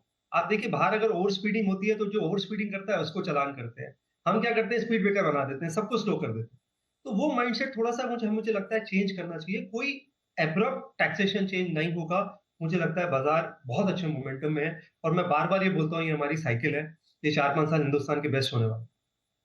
परफेक्ट। तो बिल्कुल कोई खास ऐसा गड़बड़ वाला काम ना हो तो बाजार का मोमेंटम स्ट्रॉन्ग बरकरार रहेगा। इस बीच बाजार थोड़ी सी रिकवरी भी दिखाते हुए दिख रहे हैं निचले स्तर से। आप देखिए लो से थोड़ा सा रिकवर है, 24,425 का लो बनाने के बाद 24,475 के आसपास 50 पॉइंट रिकवर होता है निफ्टी, और बैंक निफ्टी खासी नहीं है, वो बना नहीं दीप मेरे ख्याल से 52,125 के नीचे ज़्यादा गया नहीं, लेकिन हाँ 100-125 पॉइंट वहाँ से तो आती हुई दिखी, इसमें कोई डाउट नहीं है। तो अच्छी रिकवरी। आइए इसी बीच सेठी साहब अपनी एक बेहतरीन पिक के साथ है तैयार। सेठी साहब बताएं सर। हाँ बिल्कुल अनिल जी, बजट में जाने से पहले इंफ्रास्ट्रक्चर सेक्टर का एक स्टॉक रडार पे आया है। आईटीडी सीमेंटेशन में खरीदारी करने की सलाह रहेगी। 507 के लेवल्स के आप ट्रेड कर रहा है, और मेरा ये मानना है बजट में इंफ्रास्ट्रक्चर पे डेफिनेटली बड़ा अच्छा खासा फोकस रहेगा, और ये स्टॉक अच्छा करना चाहिए। आज के लिए टारगेट रहेंगे 525 के, स्टॉप लॉस रखना है 498 रुपये का। राइट, ये है आपके लिए आईटीडी सीमेंटेशन जहां पर आपको रखनी है नज़र। कुछ और काउंटर्स में भी आपको थोड़े मूव आती हुई दिख रही है पिछले कुछ मिनट में, जो रिकवरी आपको आती हुई दिखी है। फेडरल बैंक बाय द वे ये आपको और अच्छे एक्शन में आ रहा है जब से मैनेजमेंट चेंज की कमेंट्री आई है, स्टॉक में अच्छा रिकवरी आई है। सीमेंट पर रखिएगा नज़र, कैप गुड्स इंफ्रा पर रखिएगा नज़र, यहाँ पर थोड़े और मूव आपको बेटर बनते हुए दिख रहे हैं। इस स्पेस पर एक्टिविटी अच्छी बन रही है। इनफैक्ट सौरभ सर से एक बार इसके बारे में भी जान लेते हैं। एक्सपेक्टेशन है पिछले कुछ बजट से जो थीम चली रही है सौरभ सर की, केपेक्स लेड ग्रोथ रहेगी, इंफ्रा पर ज़्यादा फोकस रहेगा, इस बार भी उसी एक्सपेक्टेशन के साथ जाना चाहिए बजट? आई थिंक वो एक्सपेक्टेशन मेरे हिसाब से इस बार थोड़ा मॉडरेट करना चाहिए। इंटरिम बजट में अगर हम देखें, एफएम ने करीबन 15-16% की कैपेक्स ग्रोथ की। इसके 3 पिछले बजट जो हैं 30% कैपेक्स ग्रोथ प्रति वर्ष होती आई है। और जैसे मैं बोल रहा था 5 मिनट पहले, मेरे को लग रहा है जो आज जो माहौल बना है वहाँ पे revenue expenditure, subsidies, middle class tax cuts की गुंजाइश काफ़ी ज़्यादा है। एंड हेंस मेरे को लगता नहीं कि कैपेक्स ग्रोथ 30 के आसपास होगी। आई डाउट 20 का भी हैंडल होगा। आई थिंक 17-18 के आसपास कैपेक्स ग्रोथ होगी। और जो रेवेन्यू एक्सपेंडिचर जो सिंगल डिजिट्स में आ रही थी, 7-8% ग्रो कर रहा था, मेरे ख्याल से वहाँ पर डबल डिजिट ग्रोथ आने की संभावना है। तो जो हॉट थीम्स बनी हुई थी बाजार में, रेलवे था आपका, पीएसयूज थे, डिफेंस थीम थी, वहाँ से अब थोड़ा पावर था, वहाँ से थोड़ा सो आई टू बी ऑनेस्ट मेरे को समझ नहीं आता इतना जोश लोगों को क्यों आया था उन थीम्स पे। बिकॉज एक तो एग्जीक्यूशन डिलेज काफ़ी भारी चल रहे हैं प्रोजेक्ट्स पे, और दूसरा आपने पॉलिटिकल नतीजा देखा 4 जून को, जैसे भी डिस्कशन हुई, अक्टूबर में 3 बड़े इलेक्शन आ रहे हैं। सो इट बी अनरियलिस्टिक जो माहौल बना है, जो इकोनॉमिक माहौल बना है, जो वीक कंजम्पशन, वीक जॉब्स का माहौल बना है, वैसे माहौल में मेरे ख्याल से थोड़ा अनरियलिस्टिक रहेगा कि फिर से 20-30% की कैपेक्स ग्रोथ आए। वो थोड़ा और कैपेसिटी का भी इशू हो गया है। अगर आप पहले 3 महीने देखें, खैर इलेक्शन भी था, बट पहले 3 महीने -14% हुआ है खर्चा, तो अब 35% ग्रो करना पड़ेगा 11 लाख कोई पचाने में, वो उतना पच नहीं रहा है, कैपेसिटी नहीं है। तो उससे ज़्यादा आई थिंक जो कल बहुत एक बड़ा आंकड़ा था डेमोग्राफिक डिजास्टर का, हम डिविडेंड कहते रहते हैं, 1/2 आदमी एम्प्लॉयबल नहीं है, बिल्कुल, जो निकल के आ रहा है आपके स्कूलों से और कॉलेजों से, 50% प्लस, वो बहुत जबरदस्त। मतलब वो population level, Vijay ji, eight population level अगर इतना जबरदस्त है तो कहाँ से आप वो स्किलिंग का जो जरूरत है वो थी। इकोनॉमिक सर्वे पढ़ो तो गवर्नमेंट अभी बोल रही है कि प्राइवेट सेक्टर को लीड लेना चाहिए इसके अंदर।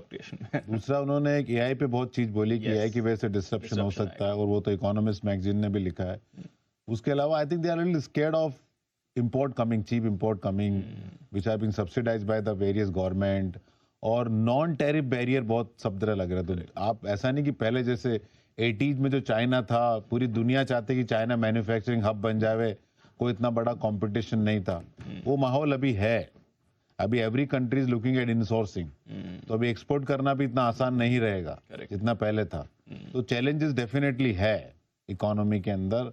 आपको अगर जब तक जॉब क्रिएट नहीं होगा, अब तक आप कंजम्पशन कैसे बढ़ेगा?